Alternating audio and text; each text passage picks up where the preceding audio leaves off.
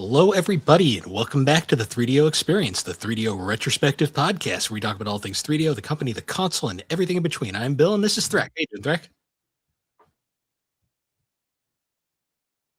Can they see me? Yep. Can they hear me? Yep. Can they smell, touch, and taste me? I don't know about that, but if they can, that's impressive. Yeah, exactly. Yeah. Thank you. Thank you, everybody. Yes. Hi. Hello. I have returned. Jesus fucking Christ. I hate technology sometimes, and then the bullshit that comes with that. But we're here. A long story short, I had to go through a couple of different computers because the one broke on me, and then the repair shop arguably made it worse. So I had to kind of fight with them to get some of my money back, but they wouldn't give me the whole thing. But whatever. Somehow broke a laptop by just doing normal laptop shit with it. But then got another one. So here we are. So fuck everything. But I'm here. How are you? Oh, I'm great. This week is only Tuesday, and it feels like it's been like 7 days already. So that's well. Great. To be fair, we've had 7 days worth of things to talk about. Oh, we've had the internet exploded in these last few days, and yes. So warning up front, in case you didn't read the title or the description, we are not covering a 3DO game this week for various factors. One, there's been so many game announcements in the last week or so that the news segment would just take up the whole time, and we were going to cover all of that stuff. Two, due to my technology problems, I didn't get enough time with the game that we're going to do to have enough to say. And three, the little bit I have played is like, I want to like cover this game more in depth. So if you're here for the 3DO analysis, we will see you next week, because here we're just talking all new game announcements. The spirit of E3 has returned. That's what it feels like. If you guys remember in the E3 days where it would happen, you would just see all of these different announcements happening, and it was like hard to keep track of everything. It still exists. It's just the Summer Game Fest mess, bus fuss in a Russ or something. I don't know, but it's been a lot, guys. Yeah. So basically, this episode is just gonna be one giant news segment, and it's gonna be interesting because my God, I don't have enough money or time to play half the shit that got announced. I don't have enough money or time to play what I have now. Yeah, exactly. Yeah, and there were all kinds of announcements through all kinds of directs and showcases. We're not going to cover every single game because this episode. So what we're going to cover are our highlights from the Sony show, the Summer Games Fest main show, the Xbox show, the Nintendo Direct. Those are like the four main ones. And then any other like kind of tertiary announcements that took place around it that weren't included in anything that I feel were worth talking about. So, so apologies to anybody looking for our wholesome game direct analysis. Sorry, there was nothing there that really interested me, but those just aren't my kind of games. That's all. I'm glad they exist. Yeah. And they're doing some good work over there, but it's just, I do not have the mental capacity to handle wholesome farming games. I'm sorry. There's just too many of them now. Yeah, there's like 3 million, and they're all just copying Stardew, and it's like you might as well just play Stardew or Story of Seasons. It's like you might as well just play those. Or Rune Factory. Yeah, yeah. Remember back when Farmville was like the farming game? I think Farmville was like a weird embryonic version of the Cozy game, because that game was huge on Facebook. I even played it because it was just this, and playing a game like that in your browser was kind of a new thing at the time. Like it was kind of beyond what Flash games were capable of for a bit. So it was just kind of like a fad that kind of morphed into the stuff we see like on mobile games, and then of course Cozy games as well. It like Farmville is weirdly an important game. Yeah. In the grand scope of this stuff. So yeah, crazy, right? But before we begin, I just remembered we got Chinese today, so my stomach is very happy, and I got my fortune cookie, and I figured I would save opening it for the show. So let's open it and see what see what's in here Oh boy. and get some ASMR for you. When did this turn into a GNC episode? I mean, you can put on some background music. I don't care. No, Alex will get mad again. All right, I gotta get the crack in there. Ooh, that's nice. All right, let's see what it says. I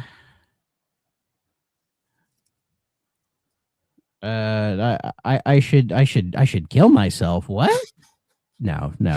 It says be generous and charitable to those in need. Nice. I agree. You ever got a blank piece of paper in there before? No, I don't think I ever have. I have. That's a misfortune cookie. No, a misfortune cookie is when there's nothing. Which Yeah. I've had that happen before too. I have opened ones and nothing was in there. I've had that, yeah. That's just like, oh. Well, when it's That's blank, funny. the blank is even funnier because you open it up, it's just like, oh, I have Man. no fortune. Well, I gotta say, us gamers are full of fortune right now because goddamn, do you remember all back these when game like announcements. we were always like crying for more RPGs to come out, and now it's just like, guys, can you give us like maybe like a month to like catch up? Holy Well, shit! I did see somebody say that we are. It's clear we are officially out of the COVID development issues because for a while in the early half of the decade, it felt like there weren't as many games coming out because of all the COVID complications. But now it feels like, yeah, we are all past that now, and everybody is just dumping everything out. But suspiciously, everybody is leaving open November, December, and January. And, I'm trying to remember why.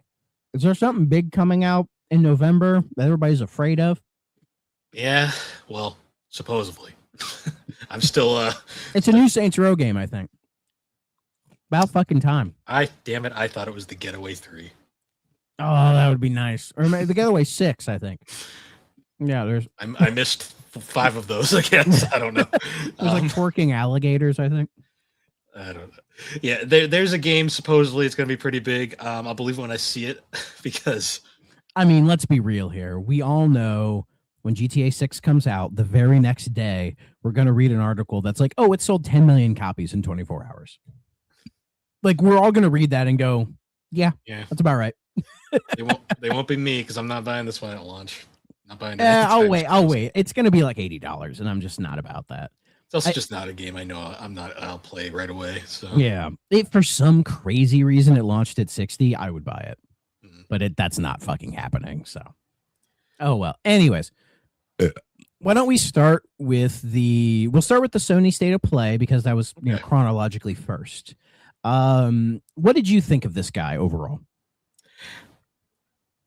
I will say it was good, but not great. Like for Sony standards, they showed games. Some stuff I was interested in. There was a few surprises, but for the most part, yeah. Like it was very Sony. Like Sony has this weird thing where like they do what we ask, but for some reason they're so fucking like they do it. That's it. No pizzazz, no fun. They're just here's the games. Go away. It definitely feels like Sony is playing the role of the comfy lead, where they don't feel like anybody is really chasing them or trying to catch up to them, so they can act this way.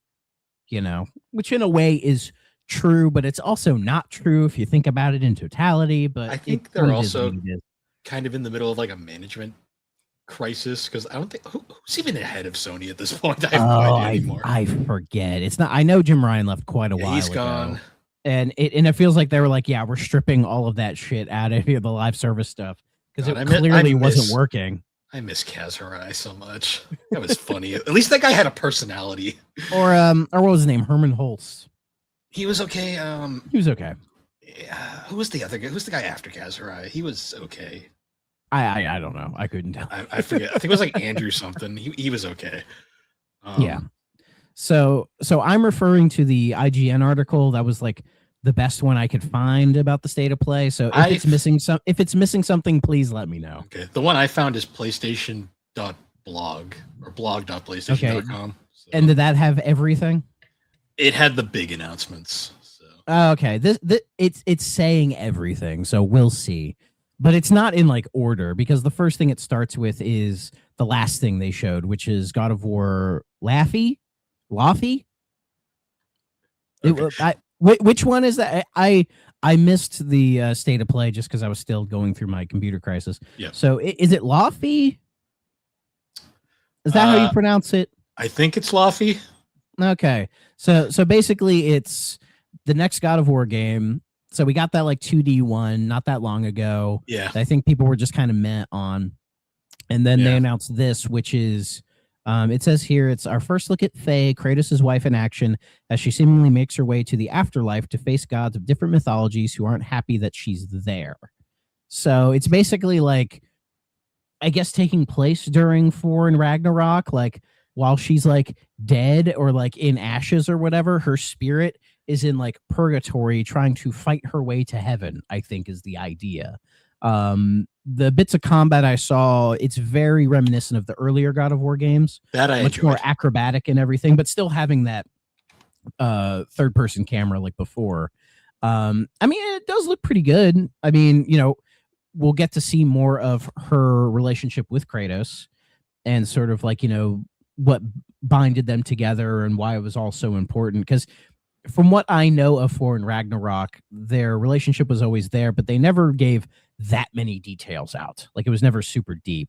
And I think this game is kind of meant to have more of that in there, which I think is really cool. It's a good way of them expanding upon the lore while they're working on the next phase of God of War, like what they're planning to do with that kind of a thing. And I love her sidekick is a gelatinous cube. Yeah. That who's voicing that cube? I forget that. I think it's Jack Quaid.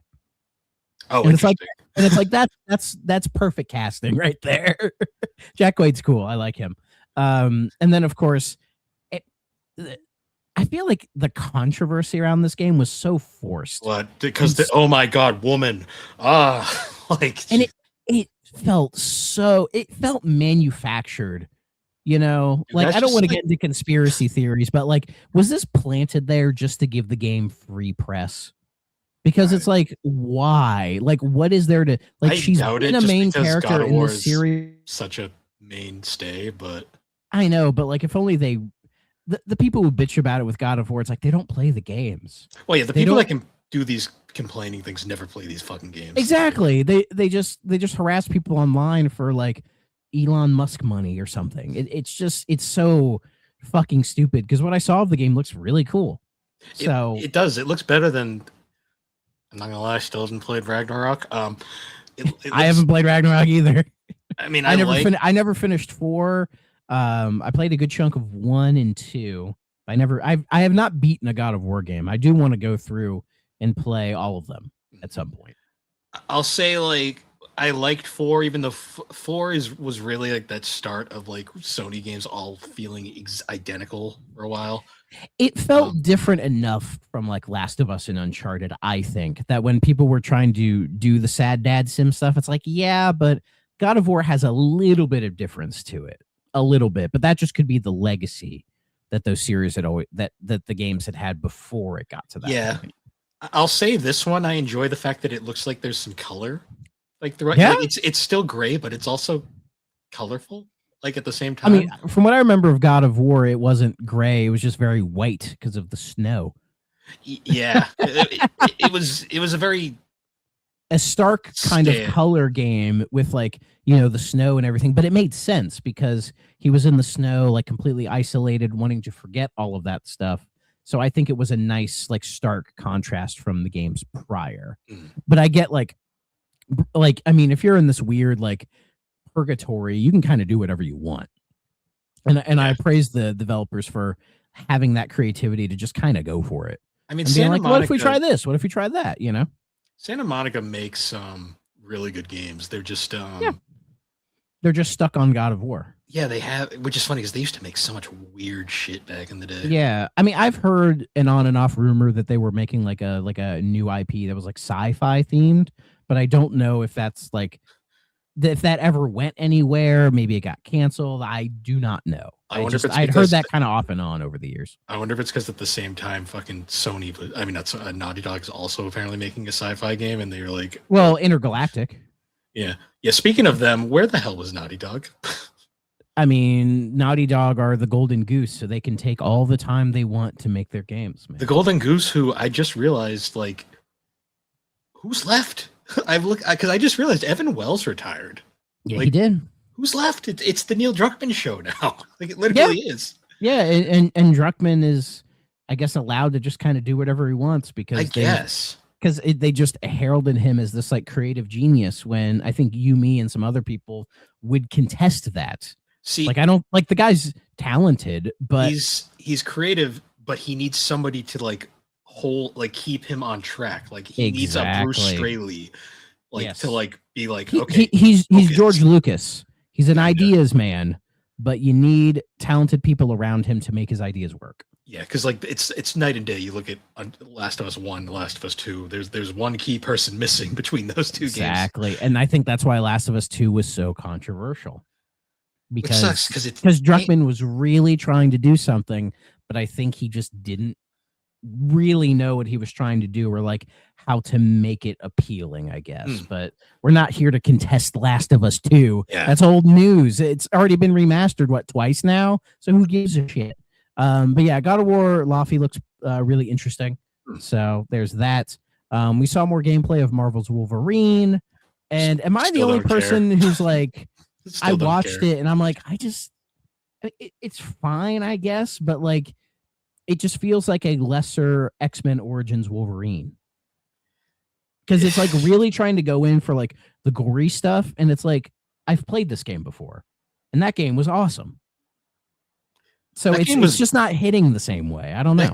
That game was better than it had any right to be. This game you expect to be good and it feels whatever. It feels like a AA game, which is kind of weird considering the Spider-Man games from Insomniac have been doing so well and were AAA stuff with the Marvel license. Also Insomniac, who have never had a miss. I don't think this game's going to be bad. It doesn't look bad. It just looks average. I need to take that back. I forgot Fuse exists. Fuse gets a pass. Fuse was better when it was Overstrike. So I mean, again, it looks okay, but it's not like, oh, I really need to play that or anything like that. It just, I don't know. It's not hitting the same way. And it's like, I don't know why. There's just something about it. This game makes me feel like the non-DC fans who don't get the Arkham games. Like that kind of reminds me of the same thing where I'm kind of like, I'm not a Marvel guy. So it looks fine, but I just don't care. Yeah. Like Spider-Man kind of gets a pass because Spider-Man's kind of like that character that can transcend between companies. And like sort of the gameplay loop that Spider-Man introduces is so unique that you can't really copy that in other games.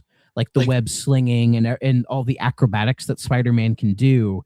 It's hard to replicate that in other games without it just feeling like a clone of Spider-Man, you know? Yeah. Whereas Wolverine, this type of like gory action beat 'em up-y stuff, it's like, well, there's like a million games that do this. It's not as unique.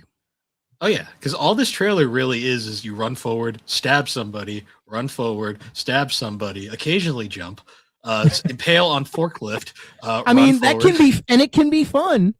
It can be fun when it's done well, but I feel like I played this game on the Xbox 360. This would you know what I mean? And that game was, again, like, I'll never forget the moment where you take a guy's and shove his head into the helicopter blades. Yeah. And it's like, this is awesome, right? This game, I don't think it's going to go that far. No. This feels like all the gore feels like aesthetics. Yeah. You know? This really feels like a game that would have been popular to like kids in middle school just because they weren't old to play it. It would be popular with like the prototype crowd. You know what I mean? It has that kind of vibe to it, and I'd rather just play Prototype. Yeah, well, Prototype's funny because you could kidnap you could like steal a grandma's body and then climb up a building and then just grand slam into the ground. It's awesome, yeah. Like Prototype. We need to 3D own the Prototype games in the future. Prototype and Infamous. We have to do that. At some And point. Hulk Ultimate Destruction, like kind Yeah. of like that whole Prototype thing. 0. Yeah, exactly, because those games are great. But yeah, I don't know about Wolverine. It'll do well. For No, I'm sure it but, will. It just, I just me feel not like being a Marvel guy, just yeah. I mean, I like Wolverine fine, but I don't know.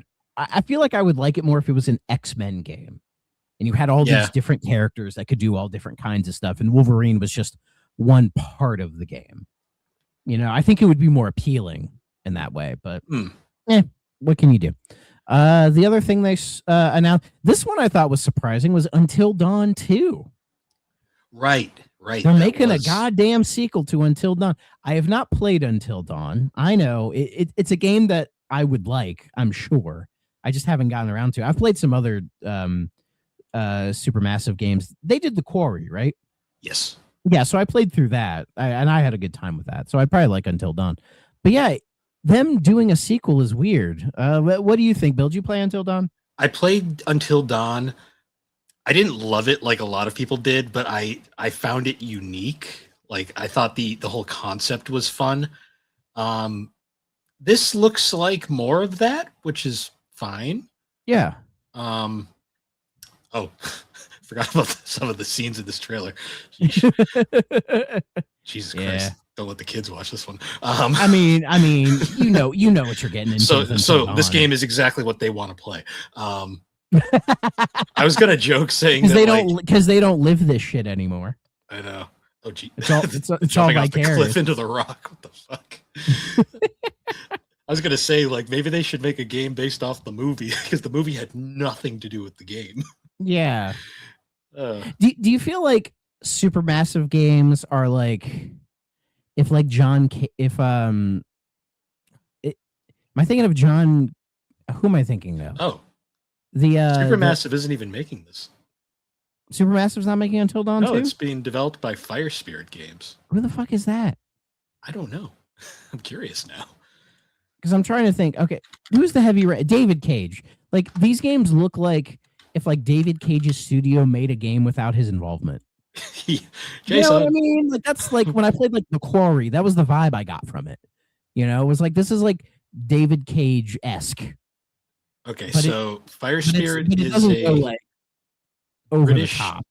So it's a British studio established in 2012 by former Studio Liverpool. Oh, so former Psygnosis people. That's interesting. Interesting, yeah.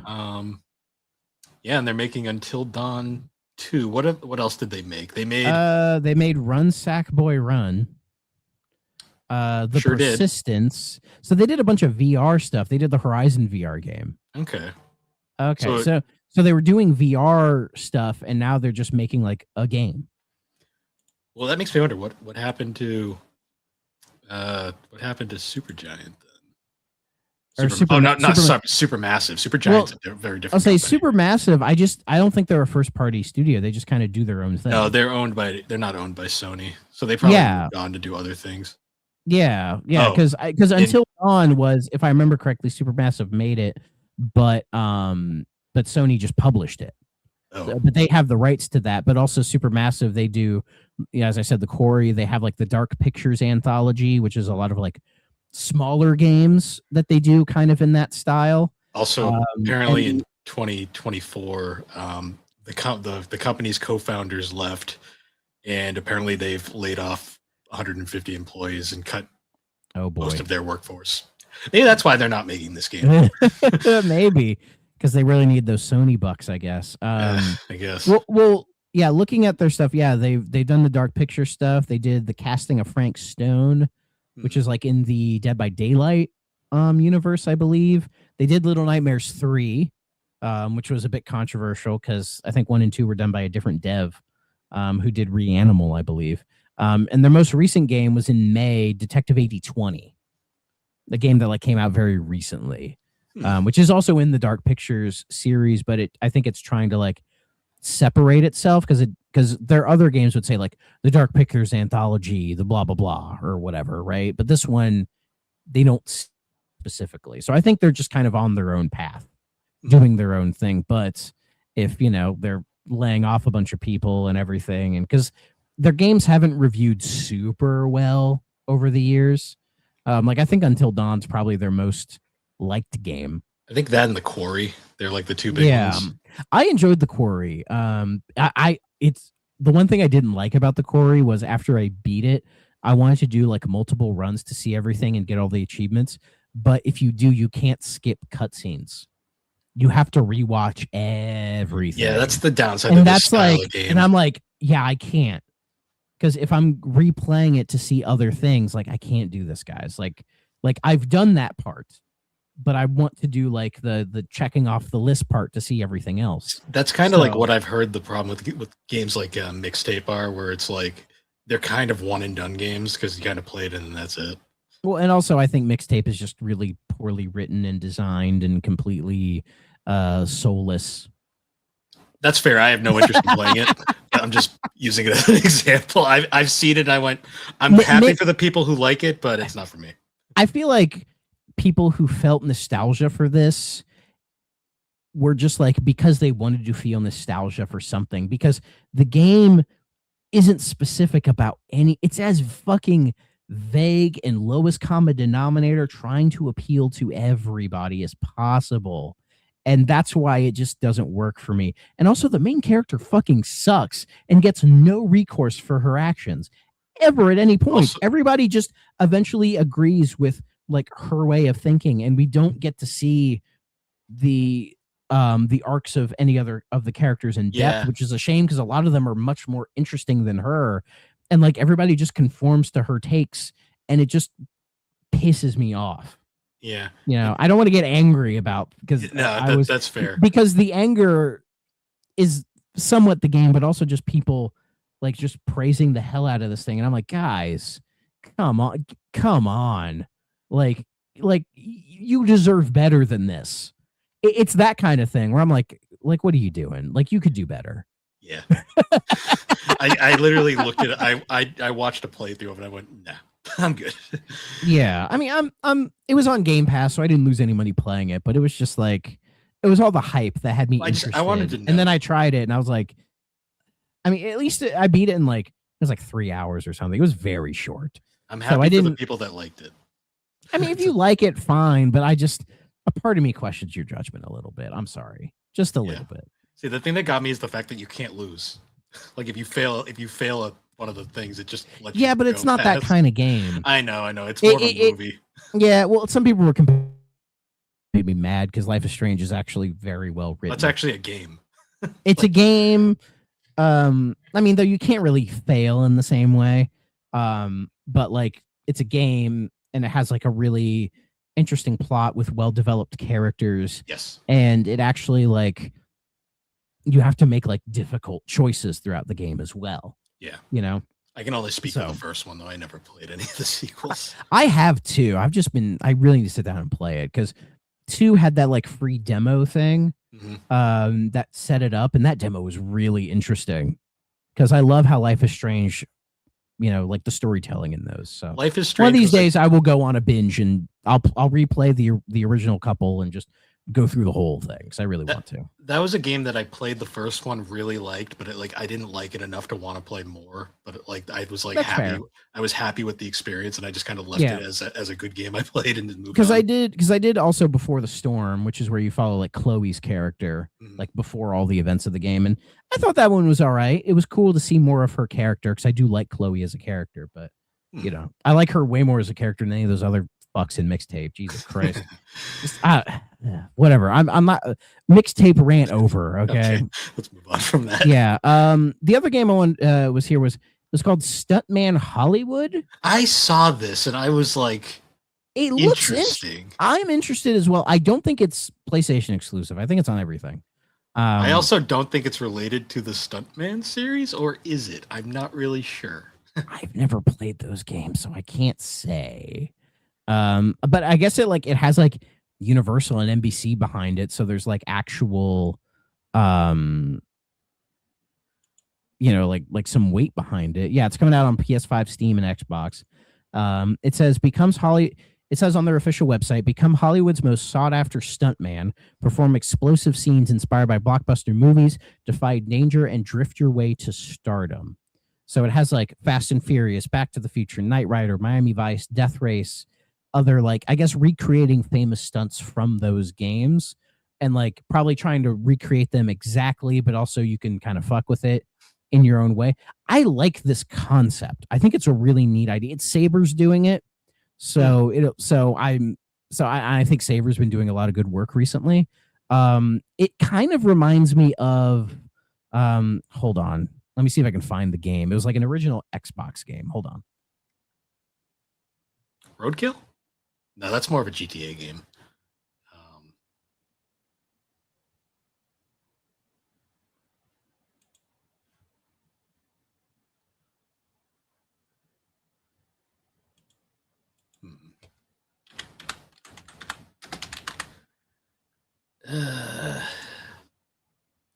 Yeah, I don't think it's related to this the older Stuntman game. Sorry, you're gonna have to edit that out. This game, Maximum Chase, where it's like a similar kind of idea. Okay. Yeah, I don't know if anybody remembers this game. It says it puts you behind the wheel of Hollywood-inspired chases and on the trigger of fierce shootouts. Power slide your way through adrenaline-fueled chases in officially licensed vehicles that feature realistic damage. Like, it has a similar, like, kind of Hollywood stuntman vibe to it, but it goes in different directions from what I remember. Apparently, this is kind of a neat game, though. Apparently, this is part of the Stuntman series. It's the third game. Interesting. I haven't played any of the other Stuntman games. For some reason, when you said that, the only thing I could think of was that one, like, Vin Diesel game, but I don't think that's right. So that's Wheelman. Sorry. That's yeah. The one see, I played a lot of the original Stuntman on PS2 and on PS2 because it was made by that cover looked familiar for the first one. It was made by Reflections, the studio that did Driver. So that's why I was interested. Okay. I could see that. Yeah. The second one was ass, so I don't remember. That's Ignition. I remember seeing that on the when I would rent video games. I remember seeing that one all the time. Yeah, so I didn't realize that was connected. They have a Bond parody in that one. Oh, I gotta look at that later. You can find that game very cheap.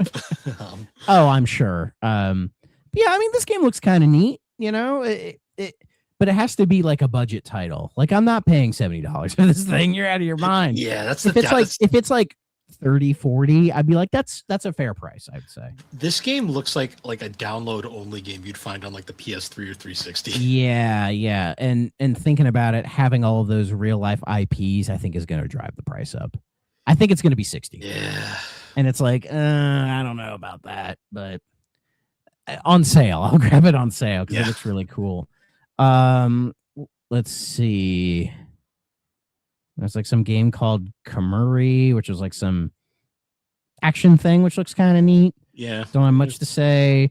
We saw another look of Tomb Raider, Legacy of Atlantis. I believe this is the second remake of one of the original. Yes. Yeah. Because there was Anniversary first, which I have and I still want to play. Crystal Dynamics and co-developer Flying Wild Hog. What the fuck? Hell yes. Oh my God. I hope they integrated into Crystal Dynamics. What a name for a studio. You got a Flying Wild Hog. Yeah, the fans are going to have those, that's for sure. Yeah, oh yeah. With this game. What's so funny is apparently some people have said now in this game that they made her too sexy. And I'm like, you son of a bitches. If you remember in the Survivor trilogy, you know, the most recent one, they were complaining about her not being hot enough. You know, those were going in different directions. And then made it realistic. Yeah, but then in this game, now I'm hearing some people saying they made her too hot. And all I can think of is, oh, my steak is too juicy. My lobster's too buttery. Like, shut the fuck up. She looks Grow up. She just looks like an HD version of her original design, which with proper proportions. Like, I get why people make such a big deal about her character design because it's why the Tomb Raider games became such a big deal. But also, I just like playing the games. They're fun games. That's why they persist, because they're good. It doesn't matter that Laura's like hot or not. Like, if you're playing Tomb Raider because Laura's hot, I think you're playing for the wrong reason. But exactly. But But anyways, this remake looks really cool. It's coming in at 60, I believe. It's releasing in February. It looks high pushed back. quality, so I'll give them that. Yeah, it got pushed back, which I think is fair, just because with everything coming out. And yeah, it looks really cool. I'll probably play Anniversary before I play this, so I can kind of compare the two. But also, I have that 1 through 3 remaster as well, so maybe I'll play the same game, all 3 versions in a row. Maybe not that crazy, but maybe I'll play. Be a real Daredevil and emulate the Saturn version, so you can see those fucked up pyramids. I had the Saturn version back in the day when I was collecting. I did find it and I played it. I think it had 3D controller support as well. It did. And I remember that game being janky to play. But I love the pyramids in that game because they are fucking jank because the just fucking Saturn could not do triangles. Maybe I'll play that weird GBA port somebody made, like a fan mod. But yeah, like, you know, Tomb Raider's great, and this looks cool, and it's setting up for the next like actual mainline game, which they still are saying is next year as well. My guess is probably later in the year. Now, is that game going back to like the classic timeline, or I have no idea. From what I heard of that new Tomb Raider, not this one, but like the brand new one, they are trying to merge all the timelines together. I don't know how they're going to do that with the Survivor trilogy, but it's Tomb Raider Catalyst is what it's called. Okay. Let's see. According to Wikipedia, the story takes place in northern India years after the events of Underworld, and follows Lara Croft as she navigates the aftermath of a mythical cataclysm. So it's the first reboot, which technically isn't really a full reboot. It's more of like a soft reboot. Yeah, because Underworld was the sequel to Anniversary. Because it went Legend, Anniversary, and Underworld. That was like the first Crystal trilogy. The first Crystal trilogy, yeah.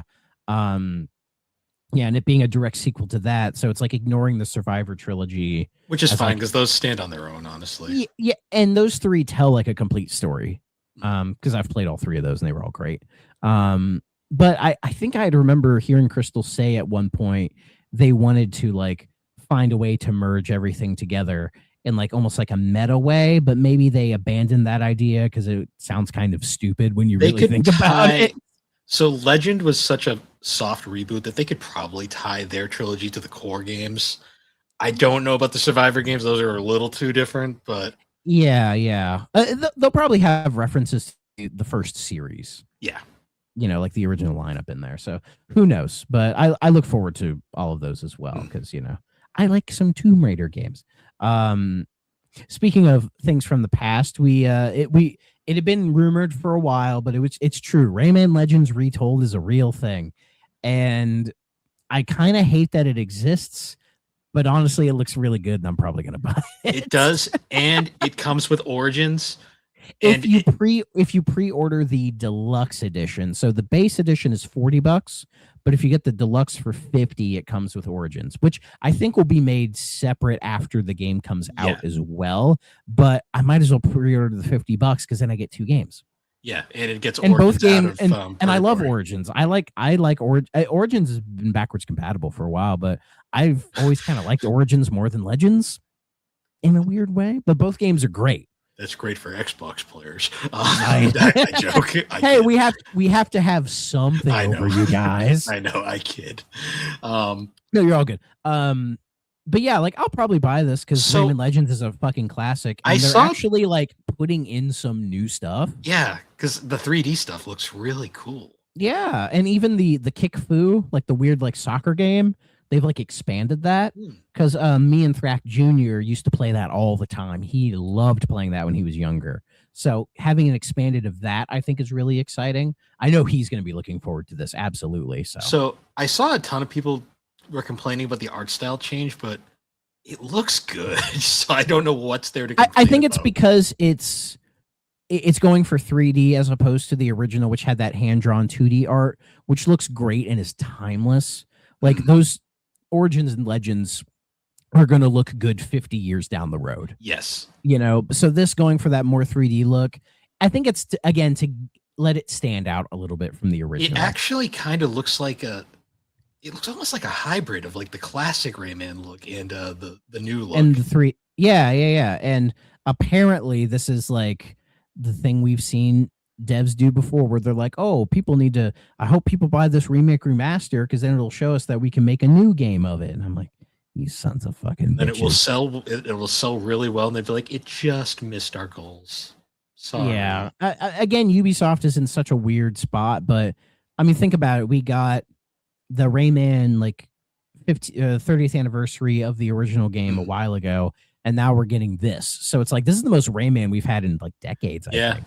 So but yeah, I'm looking forward to it. It looks cool. And I don't mind playing Legends again. I never beat it just because there's a lot of content in that game. So Legends and Origins, you'll get your money's worth out of this for sure. They were those games that were like, we can make these games hard, and the way we can get away from the criticisms are we get rid of lives, because when you get rid of lives, people don't care about the difficulty as much. Yeah, and the pace of those games are very well done. And they're so snappy and fun to play. Yeah, and I hope this means that the Rayman Legends team is back together. So I think the original team did this. It's like the people who did like Prince of Persia, Lost Crown, and all that. Like I think that team is back together. I believe it's Montpellier minus Rayman creator, because he's wherever. So, yeah. So hopefully this does well, and then they can pitch a proper Rayman 4. I want them to bring back their original idea for 4. Like when I want to just beat the shit out of the rabbits. Like, come on. honestly, why not throw them in there? But just don't let them take over the series like they did before, which I hated. So yeah, well, because they were supposed to be the original enemy of the canceled 4, and yeah, exactly. It makes me sad because I would have loved to beat the shit out of those things. Yeah, I think people would love that still, so that'd be great. The next thing was we got a more extended look at Onimusha, Way of the Sword. It looks really good. There's a demo out for it. I haven't played it. Apparently, people complained about it being too easy. Sure. I mean, the game looks cool. I'm not going to be there day one. I don't think it's like a $70 game for me personally, but it's.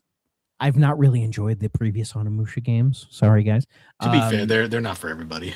Yeah. So this going more in like the traditional like action hack and slash kind of way is more appealing to me. Like it feels like a weird mixture of like Ninja Gaiden and like modern Ninja Gaiden and like Sekiro, like kind of finding like a middle ground between those. But it's not a Souls-like at all. It doesn't look like that. Yeah, it's got a bit of Ghost of Tsushima there as well. Tsushima, yeah. In fact, I think even the Capcom said that they weren't going to make this a Souls-like. That wasn't what they were going for. Yeah, which I think that's getting overdone at this point. People so who knows? Maybe if this game is successful, it'll spawn a bunch of games that play like this instead. So who knows?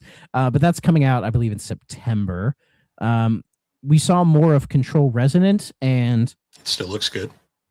I didn't watch it because I'm sold on Control Resonant.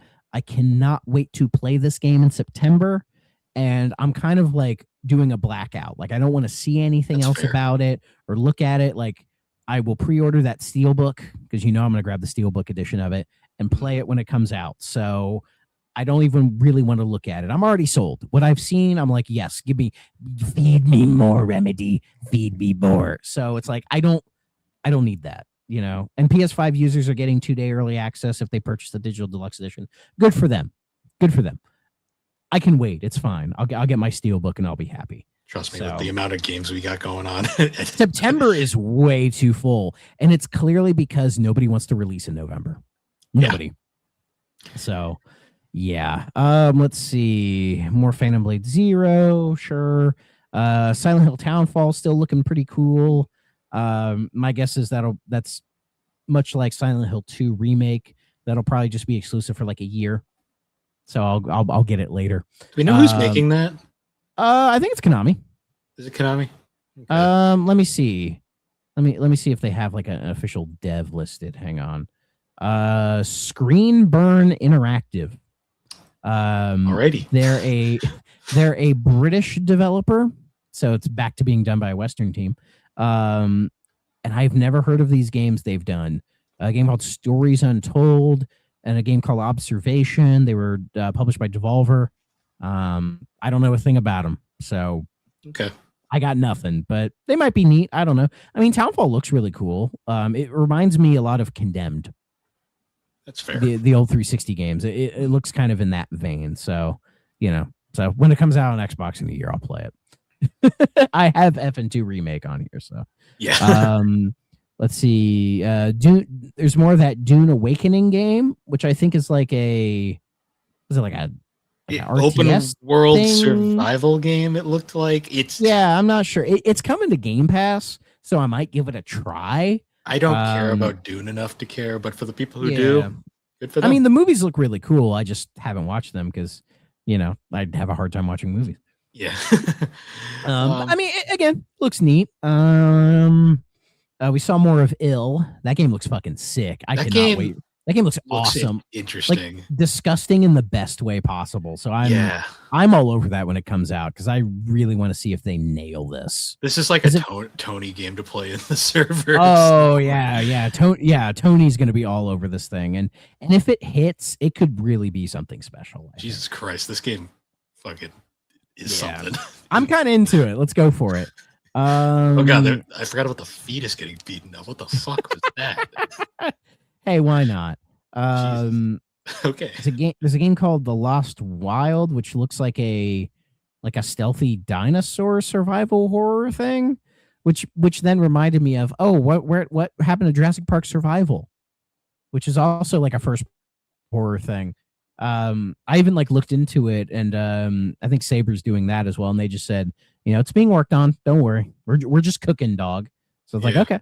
So I mean, again, a survival horror dinosaur game sounds perfect.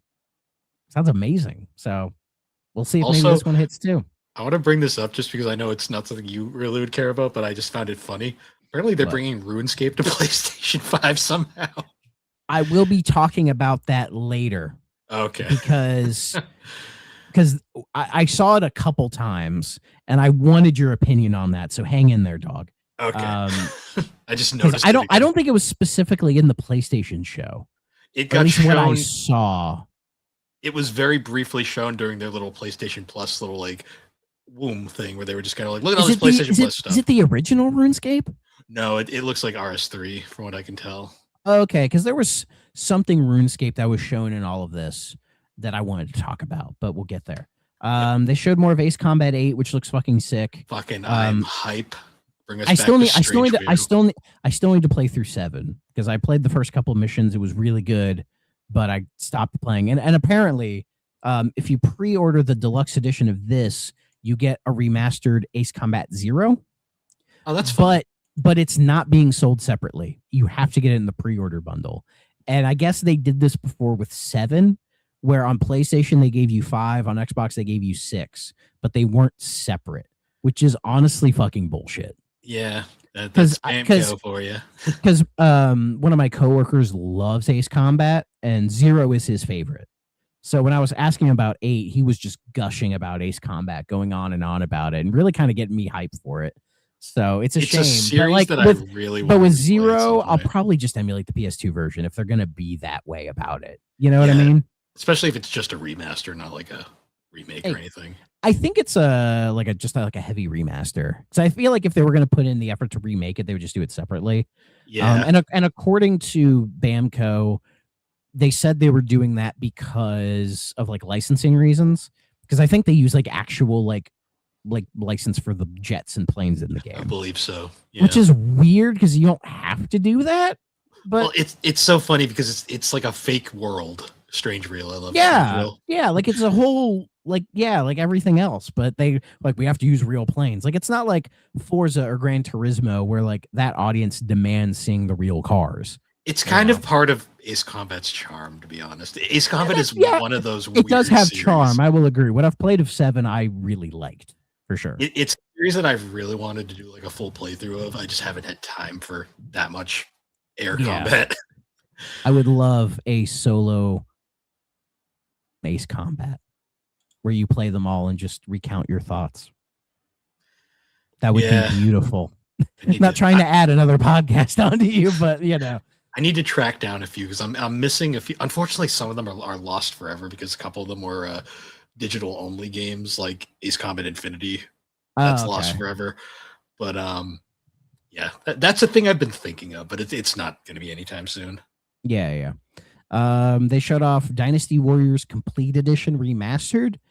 That comes out in October.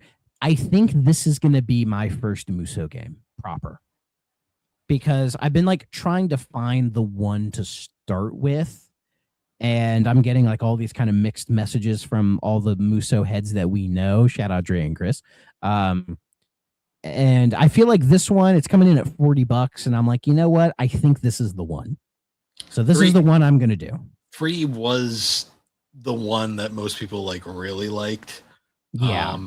It's pretty. The remaster looks pretty good. It does look pretty good. And it's like, I'm just trying to find that one Muso game. So I'm trying to see what the big deal is with Muso, because I tried some of the Hyrule Calamity stuff, and I was just like, I don't care enough about Zelda to really get invested. I tried a bit of Fire Emblem Heroes, which I thought was fine, but like Persona, I played a lot of Persona 5 Strikers. Strikers is really good. I played a good chunk of that.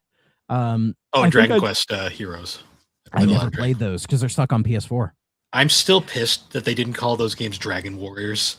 That would have been a perfect fucking no, thing. You know what's bullshit about Heroes 1 and 2? Like, they're stuck on PS4. They might be on PC, I'm not sure. But in Japan, 1 and 2 are on a Switch cart, and it never came over to the West.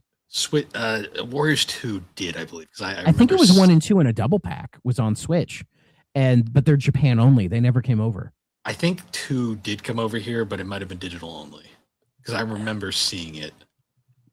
Yeah, because it's like, that is such fucking bullshit. Because I remember seeing a one. Because I would have bought those on Switch in a fucking heartbeat. Yeah, I'm still a little bummed, because when they announced those, okay, they are on Steam, so I might just play them on Steam then, because both games look awesome, like games I would appreciate. So again, I think that's the thing with Muso. You just kind of have to find the right one that vibes with you. And at least with like Dynasty Warriors, it's like kind of its own thing. So I might be able to judge it based on that kind of a thing. So I still adore the fact that the first one is just a fighter, like an average fighting game. Yeah. It's so funny. Imagine where things could have gone if it just stayed a fighter. But that was really all the announcements they had to say to play, unless there was anything else I missed. There was Marathon. You remember that? I was asking for anything I missed. Yeah. There was that weird. Well, a lot of people have fallen off that game. Marathon was fine, but it did not hold interest. Yeah, that people played it for a while and they're like, okay, I think I got it. Oh, there was a Bancho but the Chef. But that's the thing with live service games, you know. Oh yeah, it's like a thing with Dave. I haven't played Dave the Diver, so I don't really have any investment. Yeah, I've heard a lot of people like Dave the Diver, but then the people who don't like it really don't like it. I've yet. So I'm like, I haven't played it either. So it's one of those. If it ever comes to Game Pass, that gives me an excuse to try it. This game looks interesting, but it's not something I'm desperate to play. Exactly. Yeah, but that was Sony's show. I think it was like a fine starter. Yeah, kind of like a kickoff to everything. Yeah, they showed stuff. That was really all we asked for. Yeah, some neat stuff, but probably most people complain not enough first party Sony stuff, which I would probably agree with. Yeah, I get why a lot there. I get why Sucker Punch wasn't there, because they just released and they're back into their we only make one game per cycle, so they're probably busy figuring. And you know, I've been hearing goddamn rumors about a new Sly Cooper game, and it's like, guys, please don't tease me. Yeah, don't, because if Sucker Punch goes back to that well, it's like I'm gonna have to buy a fucking PS5, because I've said before, it's the one game that would make me buy one. So it's like one of those. If it's vaporware, I'd be like, thank God I don't have to spend $600. But if if it's real, then it's like I'm gonna have to spend a lot of money now. Yep, I'll do it. I promise you all, I'll do it. I'll probably find like a used like slim model on like eBay or something for cheap. That's probably what I'll do. Yeah. So, anyways, so that was the Sony show, and then I think it was the next day was the big Summer Game Fest show. Yes. I think this was probably the best Summer Games Fest so far. It was, and it was mostly because they showed off a lot of stuff that no one was expecting.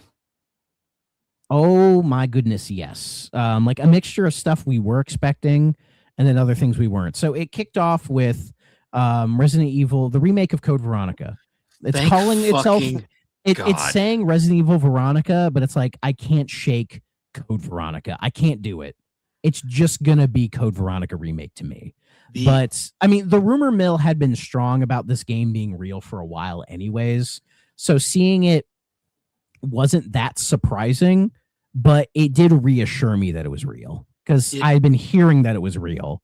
So, and I believe this is being done by the Resident Evil 3 remake team, like the other because there are two Resident Evil teams basically. You know, like the ones who did 2 and 4, and then the ones who did 3, and now Code Veronica. And my guess is probably that other team will be working on the. Because I think that was what's, and then this team would probably do the 0 remake if that's a real thing. I don't know. If they do, yeah, I don't know if they'll go to 0, but after 5, it'll be interesting to see where they go. But yeah, but a Code Veronica remake, I'm fucking happy. It's out next year. My guess is probably early, like February, March time. I'm all over this fucking thing because we've said before, Code Veronica desperately needed a remake. Code Veronica was a very interesting game for the Dreamcast. But my God, it's aged like fucking shit.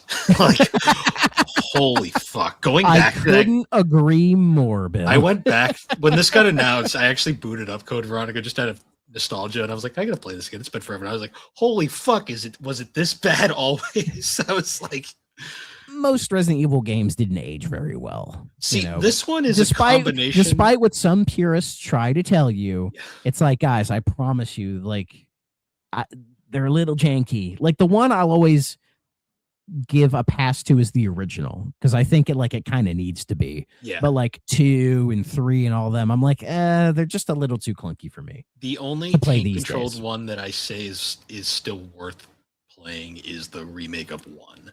Absolutely. That game is like the pinnacle of survival horror. Agreed. And that's why I'm worried if they do another remake of 1, but in this style, they won't do the tank controls. And I'm like, I feel like that kind of takes away from what made that game work so well. Because that game is built around the tank controls. Yeah, that's why when you play the remaster version, they gives you the option to not use them. The game becomes easy as fuck. Yeah, exactly. So, but I'm curious to how this Code Veronica remake, the writing of it. How are they going to handle the story? Because my God, oh boy, there is some problematic shit in there. But credit to the team or the teams that have been doing these remakes, and they've been like rewriting the lore to make them all more directly connect to each other and make it like the new canon lore. So they'll probably find a way to do this correctly. They're gonna have to change a lot of shit because so it'll be interesting.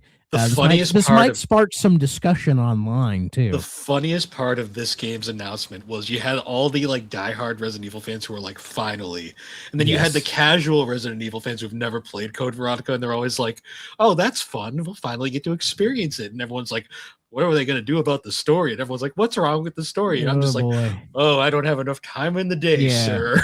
But it's a very important game in the story because I think it was originally going to be 4. I think it was actually going to be 3. Oh, 3. Okay. Because it follows Claire after 2.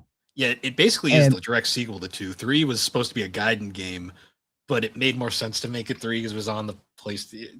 Because 4 follows Leon after 2. Yep. And so Code Veronica follows Claire. And I think like what I'd been saying for a while, like they need to do one because there are people who've played the Resident Evil 2 remake and they saw what, where Leon went with 4. And I bet there are people going, well, what happens to Claire after that? And it's like, well, Code Veronica is what happens because she's still looking for Chris. Yep. And in Code Veronica is when she finds Chris and all that stuff happens.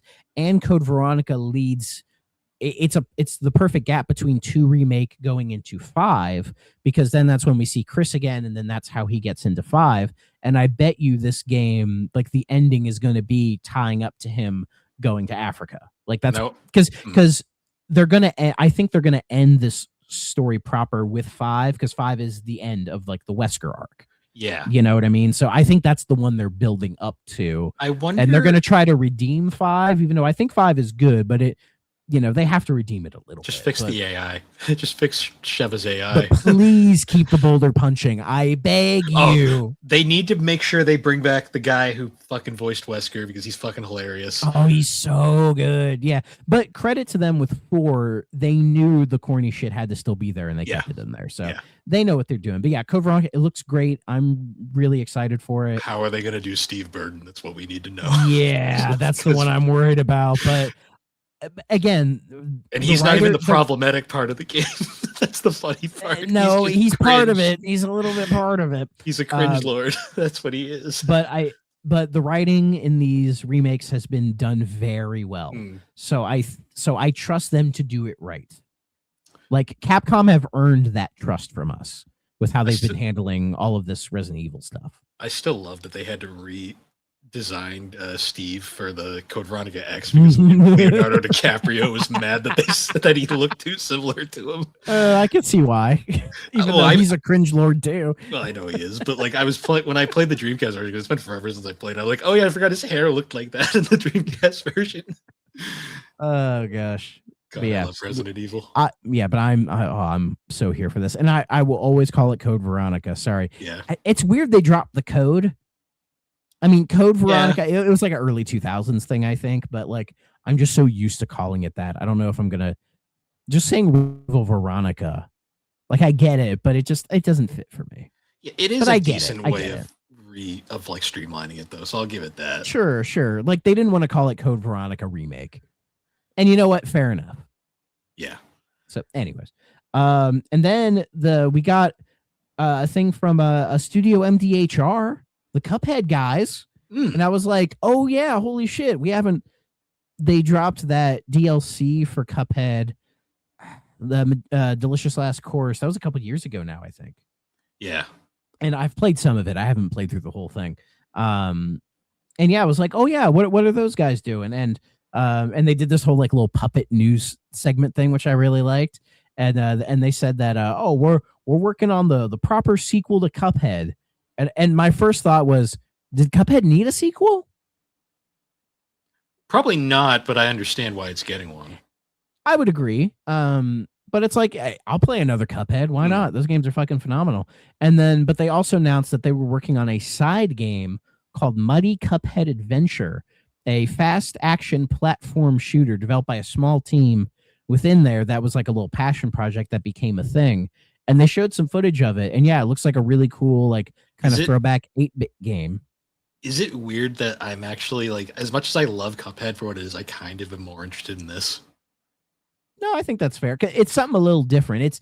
There's definitely some references to the first game with some of those bosses. And apparently, according to them, they based this not on the NES, on the Sega Master System. Yeah, that's kind of what appealed to me, because I'm so tired of NES style games, and the fact that it looked Master System-ish, I was kind of like, and that's cool, fun, because the Master System needs some love. Oh yeah, well, it has plenty in Brazil. But if you, for anybody who doesn't know, like I love this the NES and the Master, like for those who don't know, the NES and the Master System, despite both being 8-bit machines, were pretty different. Yeah. And you can tell like the Master System was more powerful than the NES. And you can tell like a Master System game from like kind of just the vibes that they bring off in terms of like the color radiance and like the sound chip that they use and everything. Like it's the beginning of the Sega aesthetic is in the Master System.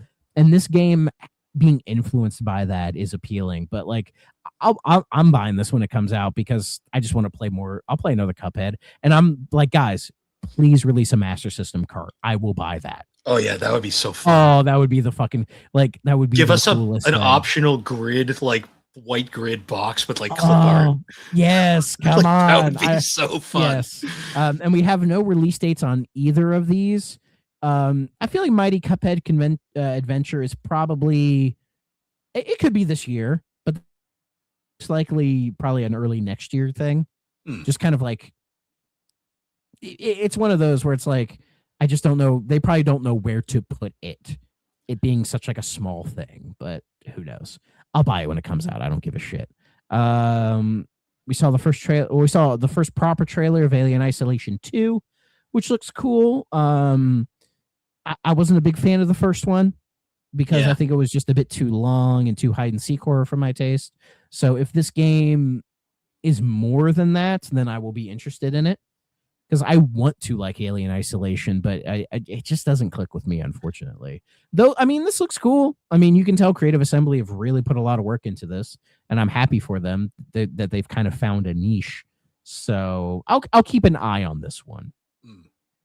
So I don't think they gave a release date or anything like that. No, it doesn't even have a Wikipedia page yet. So it's good. Fair enough. We got a more proper look at Fumito Ueda's next game. I hope I said that name right. Shadow of the Colossus, Eco, and all that stuff. His robot game called Gen Atlas. And it looks pretty neat. It's very different from what he's done before, but I like that he's going in a different direction. And it's coming out on everything. Apparently, I think on PC it's an Epic Game Store exclusive. So imagine we're gonna be like, oh, the PC sales weren't all that great. Watch. But I mean, it looks pretty cool. Like I've played bits of Eco and Shadow of the Colossus in the past, and and I like those games and sort of what they are and what they represent. So this could be just like another version of that, Yeah, no, it looks good. It looks very much like what we've seen from him in the past, but also like a new, fresh take. So yeah, I'm curious. As am I. My guess is that's probably a next year project, I would say. Yeah. We saw another trailer of Stranger Than Heaven, which officially got delayed into January of next year. And I'm sold on the game. I think the game looks fucking awesome. It's like RGG. It's RGG, like putting in all this effort for a fresh new IP. Like I'm really excited, and it feels like it's kind of Yakuza, but also not. Like they're allowing themselves to experiment with that formula. It's a lot like the Judgment games, but like it's the replacement for the Judgment games. Yeah. So, and I'm all for that.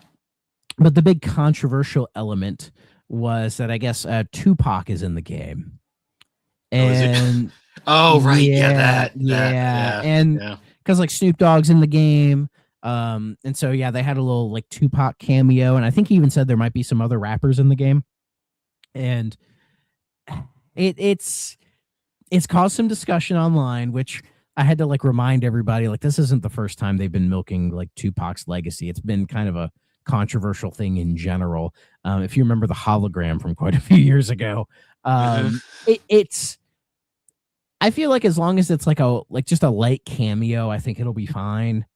Like I don't expect him to be like a main character. He'll probably just have a little bit part or whatever. I'm just hoping they don't like AI his voice, that they just like get like a sound alike to do the voice acting. But I don't know. It feels kind of gross, and it's like, but I feel like a lot of what they've done with Tupac's legacy since he's died has been gross. So it reminds me a lot of like fucking like Guitar Hero 5, where they had Kurt Cobain in it, and I'm just like, that was a whole weird thing. So I think like they tried to say like Courtney Love gave permission, and she's like, no, the fuck I didn't. But there was like some he said, she said stuff. From what I think the story is like technically she signed it off, but she didn't read the contract. Yeah, so shocker, it's one of those Courtney things. Love messed up. Yeah, it was basically a candid case where she was like, I didn't sign that. And they're like, yeah, you did. And she's like, shit. Let's face it, she was probably intoxicated and just signed it. Normal. And I don't blame Guitar Hero, but at the same time, I'm like, they didn't have to do that with him. I'm like, did we need like, no. You but can Guitar tell, Hero 5 is such a weird game in that series. It's the worst in the series, arguably. I like the set list for the variety, but you look at it and you're like, but this isn't very like guitar centric. You know what I mean? Yeah. See, I always like because I remember like with Band Hero, like No Doubt had a similar thing where they were like complaining about it. And then they were like, fucking Activision was like, here's the contract you signed, and it specifically says we can do all these things. Because if I remember, contract. Clearly not. A musician not reading a contract that like sucks the soul out of them? What? But you can tell some of the people did, because famously Jimi Hendrix in World Tour, you can't play as him. Wonder why? Because the family probably specified that. Oh yeah, his estate has like decades of experience with this. Because when Jimmy appeared in that game, I was like, okay. Like, all right, we're Yeah. doing this. And then I'm I like, mean, oh, he, you can't. he makes sense though, Yeah. because he is a Guitar Hero. But also the fact that like he only can play his songs, and you don't actually play them. He just shows up for that one cutscene and that one Yeah. song, and then disappears. And it's like, yeah, that makes sense because the family was probably like, They knew what to do. They knew the Yeah. assignment. yeah, they're smart. They read the contract. Exactly. Let's see. We got another Black Flag trailer. Looks great. I'm interested in it, but I might wait till it hits like that Ubisoft Plus subscription.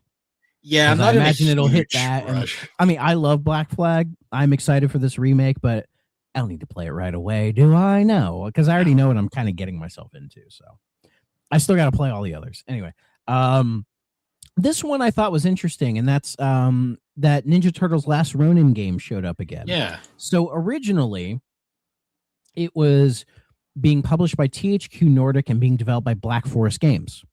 That was the when we saw it, I think it was like at least a year and a half ago or something like that. But Paramount has kind of been reshaping how they handle like their licenses and game studios. It feels like they're trying to get more involved, which is kind of a scary thing in some ways, but I think it depends on if they do it right. And my guess is they probably looked at what Black Forest were doing and just went, no, get this shit out of here. And then they were like, who else has made a Ninja Turtle game in the last couple years or whatever? Platinum Games.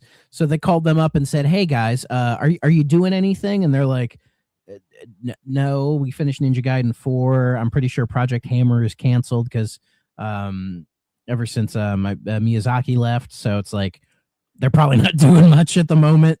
And they're like, hey, do you want to do this? Do you want to do another Ninja Turtles game? Like based on the last Ronin? And they're like, yeah, sure. We'll just do that. So it like kind of got re-announced.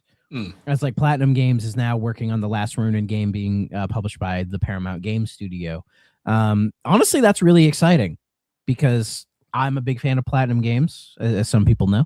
So, and I've played that Ninja Turtles game that they did many years ago, Mutants in Manhattan. That was a fine game. It is a perfectly fine game. It was in that era where it was like pre-Nier Automata. So they were, trying to pay the bills a little bit. Yeah, it was like that in like that Korra game that like you can't. Yeah. And the Transformers game as well. Like those have all been delisted. You can find physical copies if you search. I have a physical of the Transformers and Ninja Turtles. I cannot find that Avatar one, and I've looked. I don't think that got a physical. Okay, so it's just kind of abandonware. The 3DS version did, and that's like a different game entirely, though. Yeah, so that was a whole thing, but it's cool to see them returning to it. And I think the last Ronin, like that story, if you've read it, I think perfectly sets up like a Platinum type action game. Yeah. Again, so I think it'll be really cool. And then some people who haven't experienced the story get to experience it in this way, which is a fantastic turtle story. One of the more beloved ones, I think. Yeah. So they're excited, but no talk about like a release date or anything like that.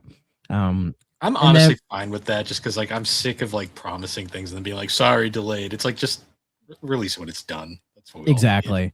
And then I remember looking at Black Forest's back catalog and thinking like, oh, what was the issue with it? And looking at their catalog, it's like, oh, they did all those like Gianna Sisters games. And they're trying to Bubsy, the Woolly Strikes Back, one of the few decent ones.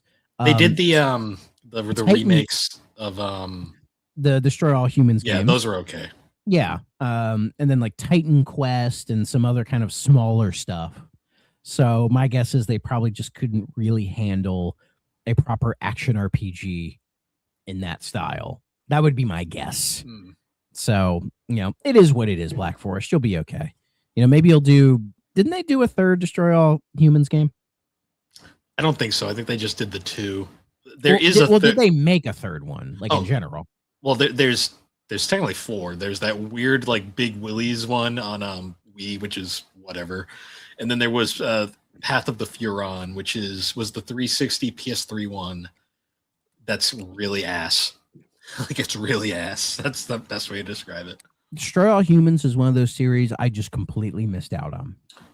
1 and 2 are like the ones that are worth playing. Yeah. Are the remakes the ones to go for? I have not played them, but Matt said they were phenomenal. So Okay. I'd say they're worth. I'll grab them when they're on sale. When They're like very. $10 The way he described it is they're very much akin to like the SpongeBob Battle for Bikini Bottom remake. It's basically the same game. It just looks nicer. Okay, I can live with that. So, let's see. Bamco announced a new Gundam game called Rogue Orbit. Looks pretty fucking sick. I'm not really a Gundam guy. Yeah, I'm not either, but it looked really nice. Cool. It looks like Armored Core. Yeah. So, I mean, I played a bit of 6 and I liked it. So, if it plays like that, it'll be cool. Got some Gun Griffin vibes there. Yeah. Let's see. More Control Red. Guild Wars 3 got announced if people care.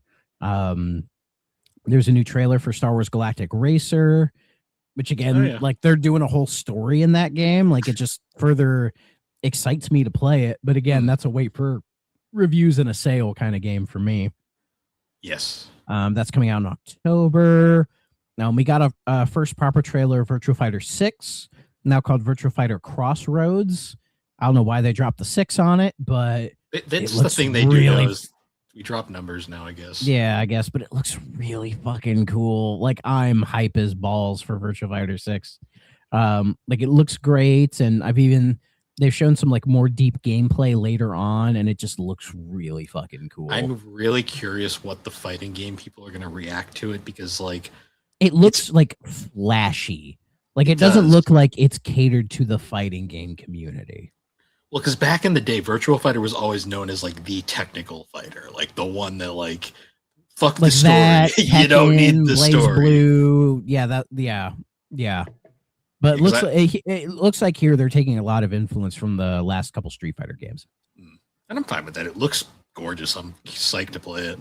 And I mean RGG is doing it, so you know they're going to try to put a story in there. That's just what they do. Yeah, because this is the first one that AM2 is not doing, which is interesting. Yeah, I don't even know what they do anymore. They're kind of just a figurehead brand at this point. I don't think they actually develop games. They're a logo that sparks joy in people, and they kind of just keep it around for that reason. I see the tree and I get happy. Pretty much. Let's see what else. There's a big story expansion for Mafia of the Old Country, which looks cool. I still need to play that. We got the premiere of 1666 Amsterdam, which is the game being done by the Assassin's Creed creator Patrice Dessalines. I can't pronounce it. Patrice, basically. And this game went through a weird history where like it was being done by his studio, but then like Ubisoft bought the studio and kicked him out and tried to gain control of the game, and he had to sue them to like get them back in. It was a whole mess. But like, because Ubisoft was like trying to prevent him from making this game, and they like kicked him out all because he was like, "Can we like stop doing yearly releases on Assassin's Creed?" And they got all mad when he suggested that. How dare he? But he's finally getting to show off his new game. It looks neat. It does. You know, there's definitely something there, and it has like definitely the creativity that I think some of the Assassin's Creed games might be missing. I was gonna say though, when I saw that title, for some reason the first thing I thought was The Order 1886, and I'm like, that's not a thing we need to remember. I think that game's better than some people remember. That game's fine. It just wasn't a fucking. It shouldn't have been $60 for what it was. Fair. For a $20 game, it's really cool. Yeah. So yeah, this game looks really neat. It only mentioned like the demo and everything being out on like Steam, but I'm assuming it's coming to consoles as well. Yeah. Like, why not? It's just, you know, console certification takes a little bit longer. Yeah. So Bloober Team is publishing a new Saw game. Did you see that? Yeah, it looks like a Saw game, Genesis. right. Yeah, it's first player. It's like a weird multiplayer asymmetric thing, which kind of saddens me a little bit because, you know, I had played through the first Saw in our friend Danny's Discord for you guys, which was a hoot of a time. And I saw this and I was like, oh, that'd be a fun one to do again. But then seeing it's like this weird 3v1 asymmetric thing is like, oh man, it feels like they kind of missed the boat on this guy in a way. But I'll keep an eye on it because I'm curious to what it is and what it's like trying to do. Because that asymmetric multiplayer thing is in like a weird state right now. Like I think the Halloween one that's coming out has a single player option in it. And that's probably why I'm going to buy that one and play it, because then I want to see how that goes. Yeah. So we'll see. It would be a neat, because it looks like really gory and brutal. So Yeah. like the tech is caught up to what those movies can do. So we shall see. But it better have one fucking puzzle where you slide around the gears and shit. No, for the love of God, I would rather die. You don't want to do a circuit board puzzle. Do you want to play a game? Do you want to play a game? It's dude, you fuck with all these like circuit wires, and you only have like 2 seconds to do it, and the board is as big as the fucking state of Montana. Yes. Awful. Yeah. That was my best Jigsaw, everybody. So be nice to me. We saw an official gameplay trailer of Star Wars Zero Company, which is like that like kind of XCOM Star Wars game. Is it me, or does it feel like this game should have come out like 10 years ago? Yeah, God, it looks. This looks that's like when like XCOM was like. That's when like XCOM 2 was out, right? Yeah, it's been a while. Looking at this, like the game looks fine, but it looks like a game from like a while ago. I'm not gonna lie. No, it definitely feels like, yeah, we should have got this like forever ago. Like whenever like Gears Tactics came out, which I think was like 2020. Like we should have got this at like the same time. Yeah. You know what I mean? Also, like, unfortunately, we're also in that point now where just like the Star Wars burnout is getting real. I just want to see the third Jedi game, and we never saw it. And that's the one I'm really looking forward to, because I've played the first 2. I love them, and I'm really interested in the conclusion to Cal's story. So probably just have to wait another year. We'll probably see it next year, I think, at this rate. Yeah. That's fair. Let's see what else. Oh yeah, there's a new Among Us game. You see that shit? So there's a TV show which I didn't know about. There's a TV show that's like 10 years too late. Yeah, and it feels like all this Among Us stuff is 10 years too late, even though that game was popular 6 years ago. That game was popular because of COVID and like COVID alone. Like, oh yeah, all of us spent time in that game for sure. So, and it just doesn't hit anymore. Like we tried to play it like a while ago, and it's just like, yeah, it's not the same, man. It's like we've done this already. It's like hanging out with old high school buddies. It's like there's a reason you never do this. Yeah. You know? So, but apparently they're making like a brand new thing called Among Us Story on Guard, like a standalone, like single player detective murder mystery type game in the universe. And it's like, but that makes sense, right? I mean, it has a slightly different graphical style to it. It could be kind of interesting. I don't know. Do you remember Among Us 3D? Oh, yeah. I don't. When was this? I think that was a mod. Like 3D Among Us was a mod, I think. Oh no, apparently this is a real game. This was a real game that existed at one point. Was it done by Innersloth? Them and a couple studios. Okay. Interesting. But 2022 apparently. That's something. Yeah, but yeah.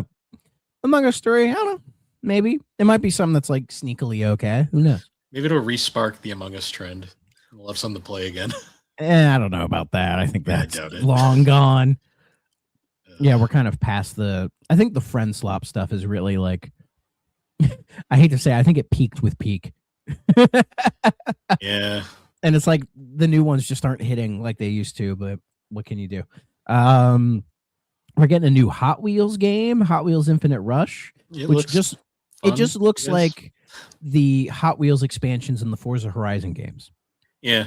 I mean, it's another racer that I'll probably play. It looks cute, you know. Again, that might be something I mess with. It looks like Forza for kids. Yes. Which I think Lego 2K Drive was supposed to be that, but yeah. So this might be the better version of that. We'll see. We saw a bunch of I saw Sonic, and I got really excited because I thought it's like, is it time to see the next mainline Sonic game? Not yet, apparently. We're getting a bunch of more crossovers with Sonic Racing, which all look really cool. We're getting fucking Godzilla, which is sick as fuck. Fucking yes. Not the only Godzilla announcement. I'll get to that later. Like even Evangelions in here. Sure. Yeah. Like, I love Sure, that Sega. I love that Sega, when it comes to the crossover stuff with this game, they're just like, you know what, fuck it. It doesn't matter. I mean, Just throw it in there. this is Like nothing if you're new. I mean, like we if you're had not gonna be like Sonic purist about it, just go ape shit. Just do Yeah. whatever you want, you know? I Give mean, me one or the other. this is nothing new. We had fucking Banjo Kazooie in the first one. We had fucking Wreck-It Ralph and Danica Patrick in the Yeah. second game. Bring her back. Bring her back. No, she believes in lizard. No, she believes in lizard people, so it's perfect. Godzilla, it makes sense. Vector's right there. Jesus Christ. But that was cool. And then we gotta get back into that game. And then I guess Sonic has his own Pico Park now. Sure. I haven't played Pico Park, so I don't really know what that is. I'm just like, okay. Just looks like some weird indie. Like, I guess everybody's tethered together, so it's Knuckles Chaotix all over again. Cool. Or this is the real Sonic Crackers. I wish they actually released that damn game because that name is just like, what were they thinking? I know. At 90s was a different time. I'm just waiting for the next mainline Sonic title, which I think we're gonna get that announcement this year. I'm just glad they're taking their time. It's been long enough. It's been like 4 years. So I'm ready to see it. So we'll see. Oh yeah, they're doing like a whole Attack on Titan game. Is this you, Bill? I don't know anything. No, I enjoyed Attack on Titan, finally watching it, but I am not what you would call a Attack on Titan super fan by any means. I own the first one of these games for some reason. The second one's stupidly expensive, so anyone who buys this thinking that you can get the other ones easily. So these are made by Megaforce. What the hell are these? They're like action RPG-ish kind of games. There is it like DBZ Kakarot or like One Piece World Seeker? Kind of like that. Okay, I actually bought the One Piece one because it was on sale. I want to give it a try, just see what the big. I bought that for Alex to play, and she never played it, but maybe someday. I didn't feel like that was her kind of game, though. No, but she likes One Piece. She did enjoy Odyssey, so I'll give her that. Yeah. But, Odyssey's on my it's on my backlog. Let's see. We got the first official like gameplay trailer for Clutch, which is that game. Getting a lot of racing games right now, which is great. It's nice to see more of them. Comeback. Thank God. And yeah, like this is being done by Maverick, which is some devs from like the Forza games. I think maybe Gran Turismo as well. But like older racing devs kind of making their own studio. And yeah, making a game called Clutch, which is very much emphasizing the story of this game, like a very like kind of cinematic thing. And I think from what I've heard of the gameplay, it is kind of like Forza Horizon Motorsports, kind of what they're going for. Yeah, it's open world from what I'm seeing.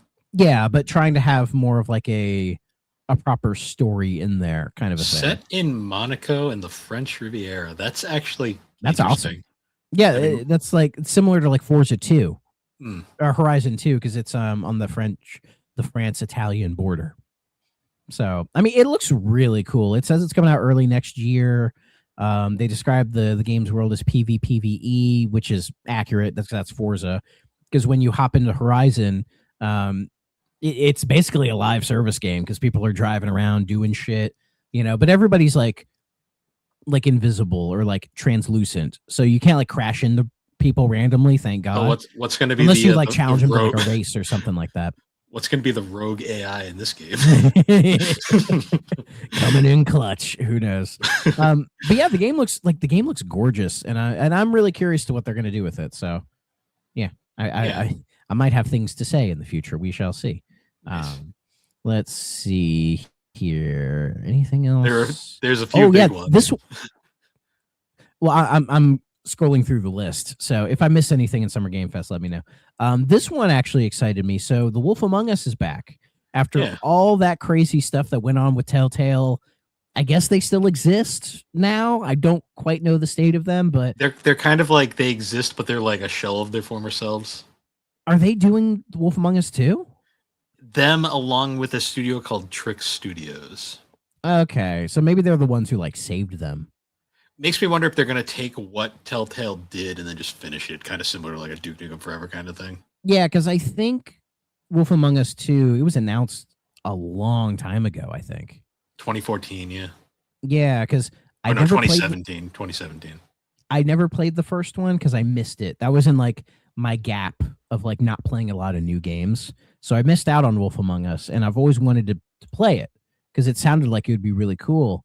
And then seeing the trailer for 2 and seeing people get hype, I was like, all right, maybe this is the time. But along with it, they announced at late this year they're doing a big remaster of the original game, and I'm like, you know what? There we go. Now I have an excuse to play Wolf Among Us 1, so I will be playing that. It's really really cool. It's really interesting too because that game's based off of obviously the comic, the Vertigo comic of the same name. Yeah. Mm-hmm. Which is fascinating to me. Like, because I originally thought it was an original IP until I realized it was actually based off an actual comic. I think it's unique enough to be seen as that because most people aren't going to know about that. Yeah, well, because it's technically a sub-series of the Fables comic series, which is why it kind of gets confused. That's fair. So yeah, very much looking forward to that one. We got an announcement for Stellar Blade 2, and Stellar my Blade God, Blood Rain. It's happening again. My God. Oh, are people getting mad again? Oh, I saw so much discourse over this game, and I'm like, who cares? What was it this time? The same shit. It's the same shit. Just again. Fucking reruns. I mean, we know what to expect from Stellar Blade at this point. What does it matter? I mean, I was like, okay, so it's like, oh, she's in like a weird like poncho. So, they're trying to be hiding it a little bit, and then it's like, oh, never mind. Nope. Yeah, I saw that up. That was literally intentional. That had to have been intentional. Yeah. But I mean, we'll see. People seem to really like the first game, so it was fine. I didn't get I haven't played it, so I can't say. But this one, it's being developed being published by Shift Up. So they're now self-publishing, which probably says to me it's going to be multi-plat day one. Yeah, probably.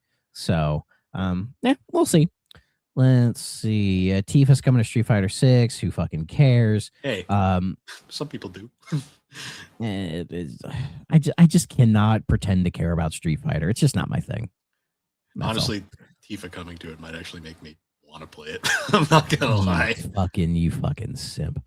But speaking of Tifa, they did end on kind of what I thought they were going to end on, and that is the final part of Final Fantasy VII Remake, Final Fantasy VII Revelation. Here it is, boys. Cloud and Barrett and Tifa, we're dropping in Tilted Towers, I guess, because it's like this big old open world thing that honestly to me just looked like fucking Fortnite. and the big thing is they're bringing in Vincent.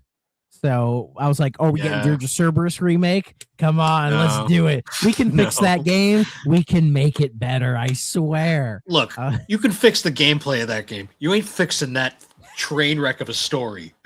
Like people want the train wreck, okay? They fit into this shit. Really? Yes, we do. God damn it. I like the Crisis Core story. Crisis Core was good. Dirge of Cerberus. No. My God, that story. I imagine they're probably getting a lot of Dirge of Cerberus questions now because Vincent is now finally in the remake trilogy, and it's coming out early next year, naturally. So we will finally get the conclusion of this madness, and we can finally move on with our lives of this bloated mess that nobody fucking asked for. And look, I may or may not be looking at the Final Fantasy VII Remake at this moment. Okay, I may or may not have booted it up and played it a little bit. Okay, so calm down. Okay, so we'll see. The first part is the best part, honestly, and then it just goes down. Well, we'll see.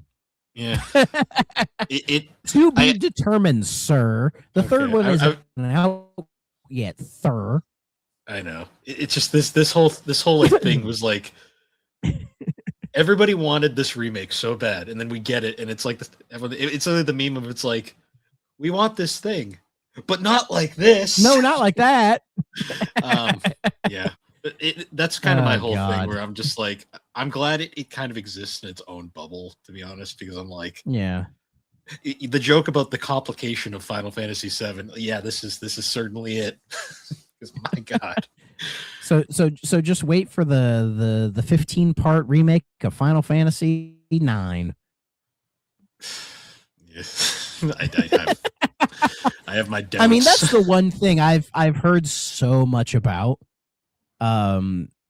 Like that potential remake of 9, if it's real or if it's not. My guess is if a remake of Final Fantasy 9 is real, they are waiting until 7 remake is done to actually like properly show it. And I imagine they've learned their lesson and are like, okay, we're just gonna do this as one complete game, because that's really also, that's what they should have done with 7 in the first place. Well, because they didn't plan 7, they literally just announced they were doing it, and they said we're doing a trilogy, and everyone went, what? And they're like, because the original had 3 discs, which was yeah, but that's a different there's different reasons for that.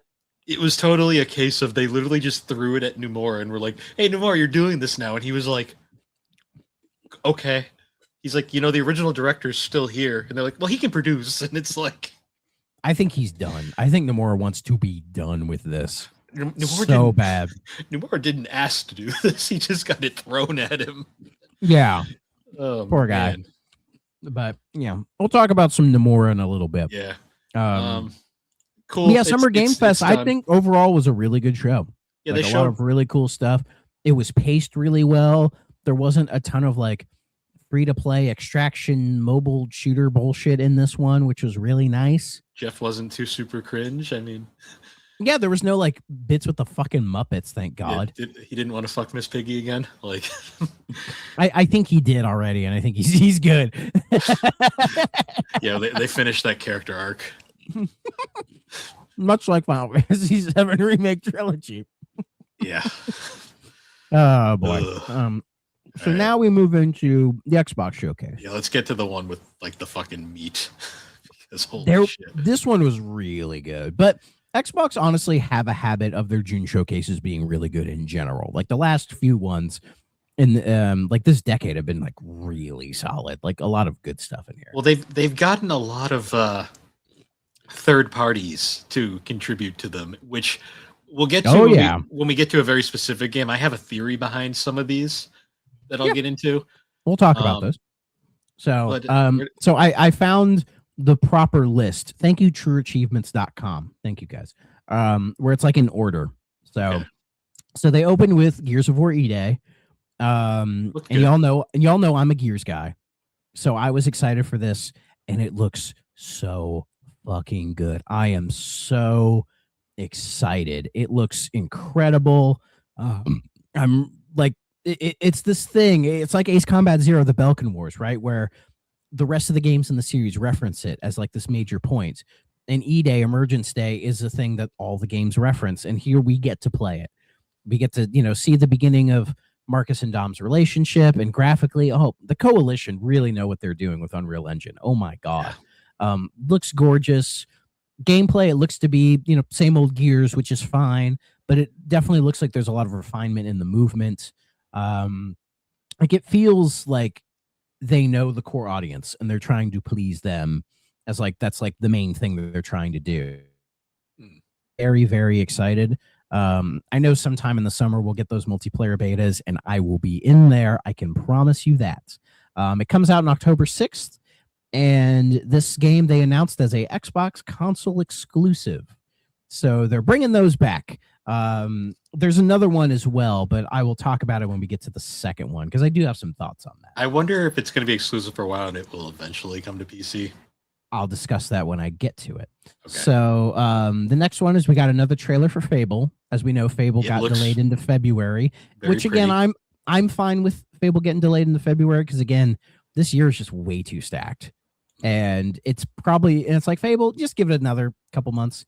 And apparently in like a day, actually probably by the time you guys are listening to this, they did a whole deep dive into the gameplay, like as like a separate thing. Because some people were like, we need to see more gameplay, and I agree. And they said, we're going to do a whole thing later where we show you like a bunch of uninterrupted gameplay. So I will be watching that. And I'm really excited for this game. It looks phenomenal. It does. I should probably play Fable 2 at least before this comes out. Yeah, So I gotta do that know. too, so Matt can stop getting on my case about it. Yeah. We'll do it, Matt. I swear. Oh, it's coming to PS5. Yep, because they had promised it on PS5 already. Okay. And they had said they weren't going to backpedal on any games they had already announced for it, which I think is fair. I think that's fair because it's like you don't want to say that and it's like, oh, never mind, because I think more people would have gotten mad. So yeah, and there's probably some sort of lawsuit shit that they don't want to deal with. I don't think they'd get sued for that, but they're just like, you know what, just fuck it. Don't want to take the risk. Exactly. It looks really good though. Yeah, and then we saw more Halo campaign remastered, complete with bisexual lighting. Yeah. Cool. Again, in my experience, bisexual lighting usually means happy stuff for me. Anyways, they really emphasize the new stuff in here, like the extra missions, the more kind of side spin-off content they're adding in to give it a little bit of like some fresh stuff. So this is another remake of 1, right? This is like the first proper remake of 1, because on the Master Chief Collection, there's that version on the Master Chief Collection, which is just like a very hefty remaster. This is almost like a complete remake from the ground. Yeah, because I forgot Anniversary just has the fun graphics button where you can just be original Xbox 360, original Xbox 360. There's a lot of remakes from that era that do that thing where you can swap between the two with like pushes of a button, and it's too fun to do that. That's kind of fucking brutal on the GPU. Oh, probably. And I think they wanted to release this in November to coincide with the 25th anniversary of Halo launching. But as we've said before, there's a certain game coming out in that time, and it would have got buried. So this is coming out in July. I'll probably mess around with it on Game Pass. Like I played through Halo 1. I played through it before. The pistol better be I'm not the biggest Halo guy in the world. Which might be crazy saying from Mr. Xbox over here. Like I much prefer like Gears, and again, I'll play this one. I'm curious to what they do with it. So we shall see. And this one is also coming to PS5 because they had promised it in the past. So there you go. That's going to be so weird. An Xbox. Oh yeah. I mean, but we're kind of past that now. Well, we haven't officially had a Halo game. Like, that's going to be there's just going to be something. But again, I have thoughts on that, but we'll get that when we're at the end. We saw a more deep dive gameplay into Resonance, the Plague Tale Legacy kind of side game. Yeah. All it did was remind me that I really need to play that second one because I really liked the first game, Innocence, and then Requiem was the second one. I think it's still on Game Pass, so I need to give that a play. This one's coming out in August, which looks really cool. I probably won't get to it right away just because it's like, well, I need to play, those two. But the first Resonance was really good if you haven't played it. I really enjoyed that game. Let's see. Okay. This is part one of Bill rambles about role-playing games. We saw basically the pre-order trailer for Persona 4 Revival coming out February 18th, 2027. I fucking called it. It was coming out next year. So boom, boom, boom. My fantasy critic lives, baby. All right, Bill. This is your game. This is your baby. Please tell us about Persona 4 Revival. All right. Persona 4 Revival, remake of Persona 4, built in the Reload engine, so it looks beautiful, looks gorgeous. The trailer, from what I've seen, it's Persona 4, all right. It's based off of Golden, thank God, because if they tried to DLC that shit, people would have been pissed. So there was a rumor that Toze was developing it, but I can't find that anywhere. From what I've heard, it is like Toze and Atlas like co-developing it. Because the Wikipedia and everything just says P Studio. Well, Toze tends to not get credit. Okay. When they develop games, it's something that everybody finds out later when it's like, oh, they developed that. Yeah. But that's just kind of how Toze works. But I've heard that. So. Yeah.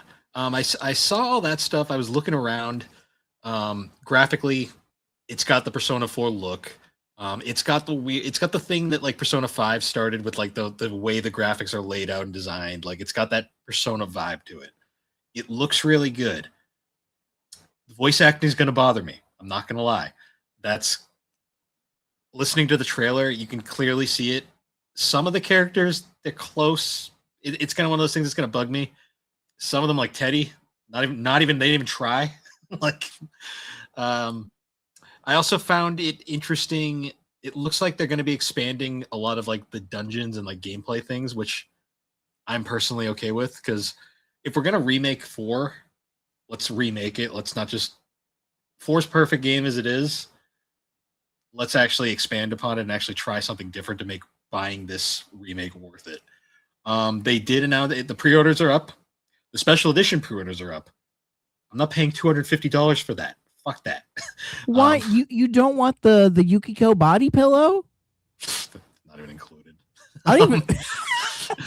You sounded so mad at the idea that could exist. It does. Let's be real. Yeah. I know it's in your bedroom. I know. No, it's not. I'm not that. You and Chris paint me out as this degenerate, and I am not. Because it's funny. Because it's funny to get you all upset. I like watching you squirm. Oh, what's in that big super deluxe $250 thing? What's even in there? Like, do we get Teddy's head? No, you get a fucking figure of you and Izanagi, which is like whatever. You don't even get that's the most whatever statue I've ever seen, because you get an art book. We've talked about 4 in the past. Yeah, you get an art book, which is going to be like whatever. My big reason why I'm not interested in the special edition, there's no soundtrack CD. That's usually the only thing I'd care about, and they're not even bothering with this. Especially with 4. Do you think this is going to have the original songs, or are they going to have are they going to remake those or do like new stuff? What do you think with the soundtrack? I'm expecting remakes, mostly because the song in the trailer is completely new. Like, I did not recognize that song. Okay. Because when they did that original, oh shit, leak trailer, they just used Time to Make History. Yeah, the original version. I mean, it's probably in there. Oh, I'm sure we're going to hear all the iconic tracks. Like, if we don't hear Heartbreak Heartbeat or Time to Make History, I will fucking riot. Yeah, like the fucking soundtrack needs to be here, and I'm sure it will. I mean, I would be cool if they did if they remade some of those songs and you could switch between the original or the remake versions. You know, I'd be okay with that, because I wouldn't mind hearing these songs kind of redone in a modern context, because some of these songs are decades old at this point. They are, but they've held up so well. That's God, yeah. That is the crazy part about, because I'm thinking of iconic songs like Time to Make History, Shadow World, Heartbreak Heartbeat's the one that's got to be there. I'll Fight Myself, Signs of Love, True Affection, Signs of Love. What's the song near the end of the game, when you're in that weird heavenly dungeon? Heaven, yeah. I just called Heaven. I don't like that song as much as everyone seems to love that song. I didn't like it as much. But it fits with the context of the story. The best version of that song is the version in Dancing All Night, where they really beef up the backing orchestra. And it's yeah. Oh yeah, we better get Every Day Is Great at Your Junette. We better get the Junette. Oh, the Junette. I still love the full version of Dancing All Night, where it's I honestly, the Junette theme, I would be fine with a remade version of that. You know, give it new, fresh, bouncy synthesizers. That'd be kind of neat. So I need your take. What are your thoughts on the voice actors? It really bothers me, because for such a story-heavie game, you get used to those characters and those specific voices. Well, especially in the case of Yosuke, Chie, not counting the first game, Teddy, Yukiko, Amanda. I feel like an idiot. The Rise. Yeah, Naoto. Your niece. Oh, Nanako. Nanako, yeah. You get so used to those voices. You know the one voice which is weird, because it's the first voice they show in the trailer, and it fucking broke my brain. Dojima sounds nothing like Dojima. What the fuck was that voice? Yeah, I don't know, man. It some people are they're whatever on it. I think that's fair. People are gonna have different takes on it, but it's again, you're so used to who those characters are. It's not like Persona 3, right? And this could lead into some of my theories about some stuff later, where it's I feel like the Persona 4 revival doesn't have the same juice behind it as 3 Reload, because Persona 3 Reload was such a big remake deal when it was announced and people were speculating, because it was like an attempt to solve the Persona 3 problem. Which is ironic because all they did was make it more complicated. Exactly. That was kind of the issue. Whereas Persona 4 has a definitive version. It's been out for 10 plus, like 15 years at this point. And seeing Revival, it's like, yeah, the game looks great. I like that it's like more beautiful graphics. We get to explore this world again, see what new stuff they throw in there. I love how expressive the characters look. Like how like we're gonna we briefly saw it. There was the scene where Chie gets confronted by her shadow. That looked amazing. Yeah. I am psyched. Oh yeah, and we'll see if they try to make Maria less annoying. Marie. Good fucking luck with that. I'm gonna say her one scene. Seeing Marie confirmed all the golden stuff. That's when it's been officially confirmed. But yeah, because we all knew, because everybody knew it's like golden is the version. Whereas like with 3, again, the Persona 3 problem. So that's kind of why Reload is what it is. Because a lot of people were like, they're gonna make you pay DLC for Marie, and I'm like, you realize the golden is no one's gonna buy that. No one's gonna buy that because nobody likes Marie. Some people do. She has fans, but I will say it is the only Persona game I've beaten, so I can say certain things. End of her arc, like when you commit to her, it does pay off. I'll give you that, but the process of getting there is like chewing glass. Yeah, and I will say her brief little scene in the trailer, I kind of liked. It was kind of cute. Yeah. So basically, it's like, I feel like this remake is kind of pointless because I feel like it doesn't need to exist, because Golden is already still fantastic and you can play that and be fine. But at the same time, this is day one on Game Pass. I will download it and mess around. I won't beat it, but I will play a bit of it just to see what it's like. Because Persona 4 Golden is probably one of my favorite video games of all time. Like, what a journey that was. I'm so glad I stuck with it. And, love all those characters, and just everything about that game is so fucking well done. So it's exciting to see all of that again, and to see some people who maybe were put off by the Vita graphics, giving it a proper, PS2 graphics, finally giving it a chance. So I hope that does well. But and then in like 20-25 years we'll deal with this again with the Persona 5 remake. My brain's like the buffer, and I'm like, how? I'm not even gonna worry about that. But I will say I can't imagine gaming technology increasing in that short of a time to where we have to remake 5. Yeah, it's one of those things where it's like, I highly fucking doubt it. The one thing I will say about the 4 remake that I am absolutely ecstatic for. 4's story is my favorite part of that game. I love the story. Good. So fucking good. The way that they're showing, like one thing I love about 5 and I loved about the 3 remake, every cutscene was so fucking expressive. And with this, we're going to get those animated graphic, like the portraits, which I love that. Yes. We're actually going to see the models are actually going to animate and like move, and like, because one thing, as much as I love 4, the one thing that kind of like gets it is like, we'll have these really fun dialogue scenes, and then you just got those static PS2 like just staring at you, which is like, I love them. But just imagine the remake take on the beach scene. It's the birth of Venus. That scene is gonna go hard. There's going to be a lot of scenes that are going to go really hard. Some like, I want to see them, because we know where that story goes and some of the twists and turns. We're going to get the bathhouse scene. We're going to stand our ground as we get pelted with fucking stools. Oh, I love that scene. That was so funny. I can't wait. Like, legit, like if it's such a, like, again I kind of hate that this remake exists, but like, because I feel like it doesn't need to exist, but like, you know what, it's fine, it's not hurting anybody, and if anything it might just create some new fans of this game. So those Persona 5 fans who refuse to play anything older than that will finally get to play Persona 4 and realize it's the better game all along. Yeah, I already pre-ordered it. I'm if I just go dark in February for like a couple weeks, you'll know why. 3DO just stops happening for a couple weeks. No, I'll pop in for 3DO and I'll just have a fucking giant beard. Like, where have you been? I'll just be like, how's your wife Yukiko?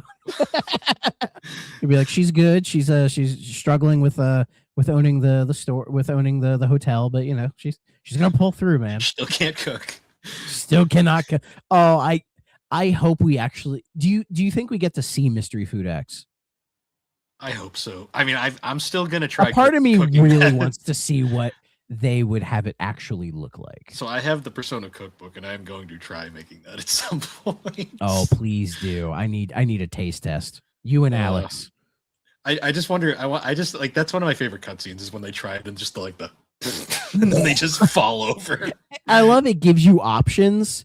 They all do the exact same thing where it's like you try to like it or fake spit it out or just immediately vomit and it's like you just die. And I love Yukiko's like omelet. I love her omelet later that has like every ingredient imaginable and it somehow tastes like nothing. Oh yeah, I remember that scene. Yeah, very late. They're like, somehow you made everything taste like nothing.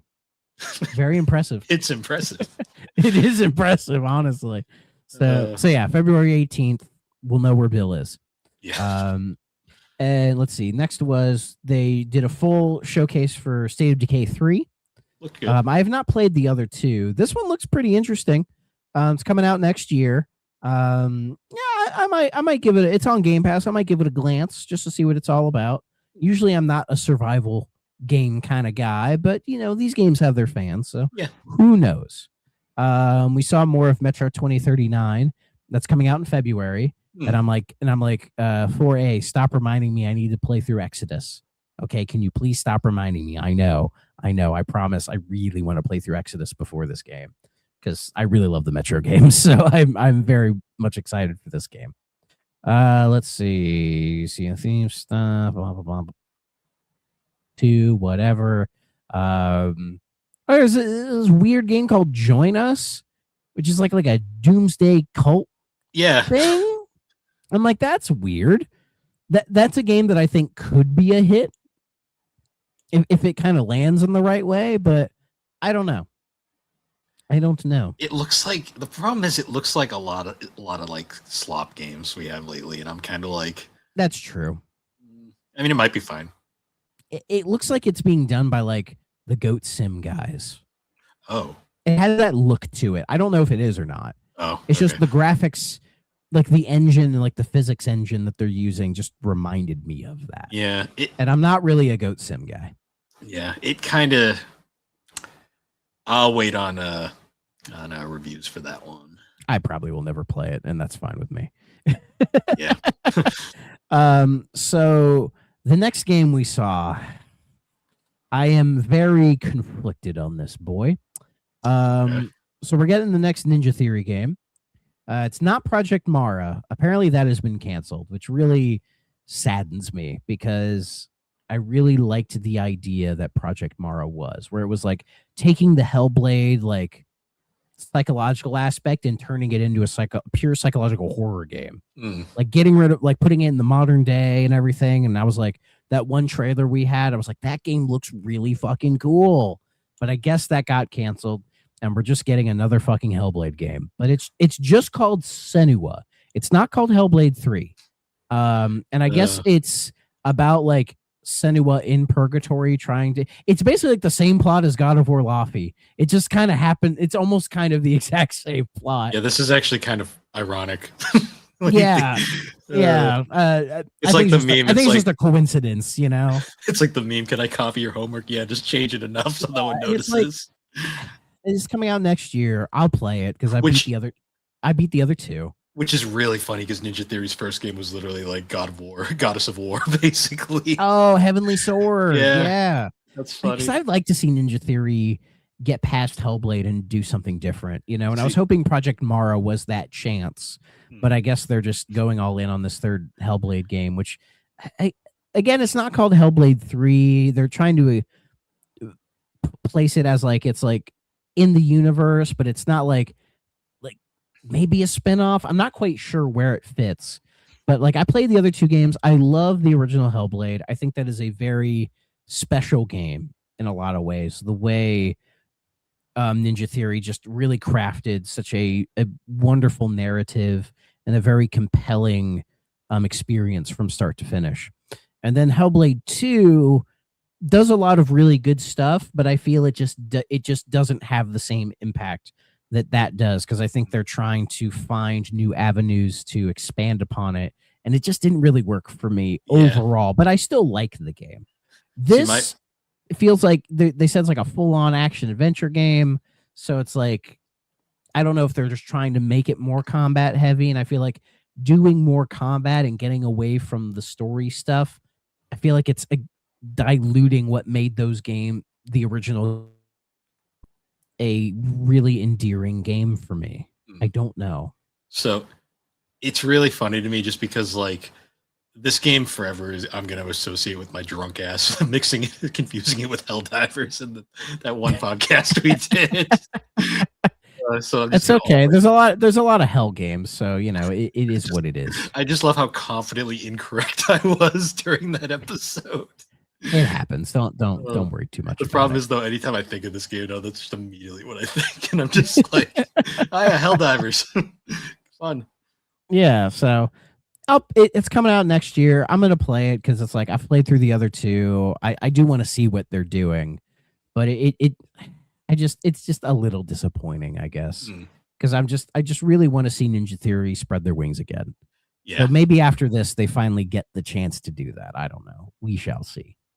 Dark Ages DLC.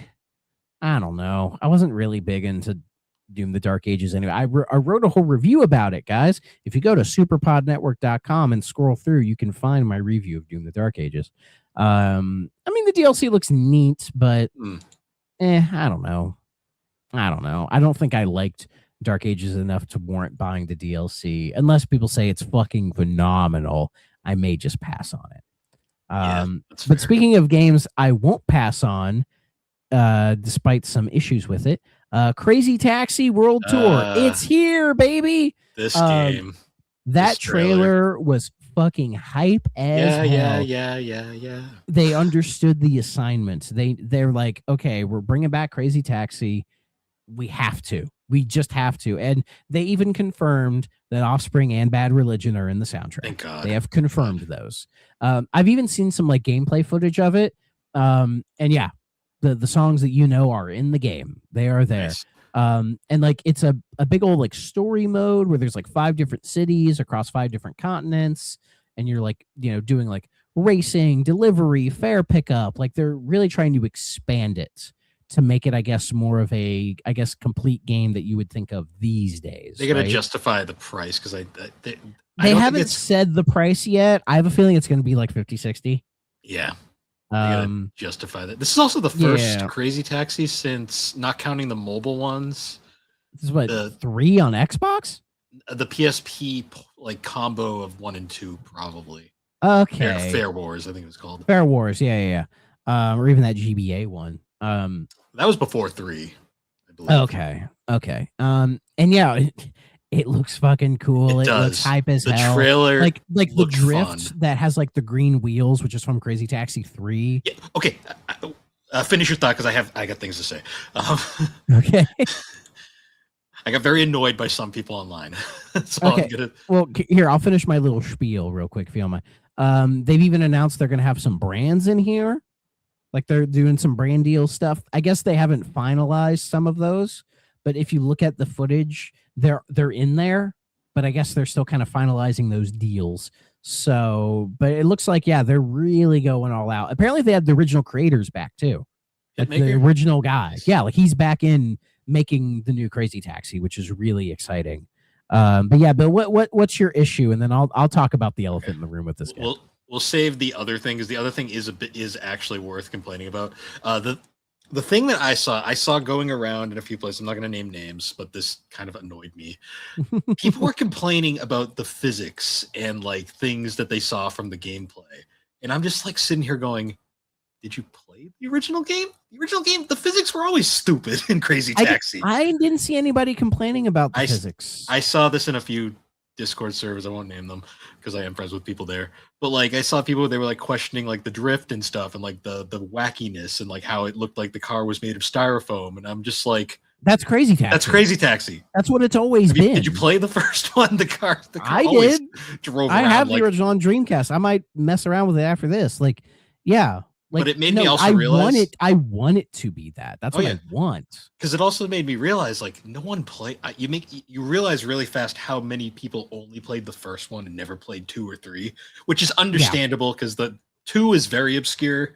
Oh, yeah. Because 2 came out late in the Dreamcast life. Late in the Dreamcast, and the only other way to play it is via Fair Wars, and not a lot of people played Fair Wars. Yeah, and then 3 was an Xbox exclusive for the original. Yes.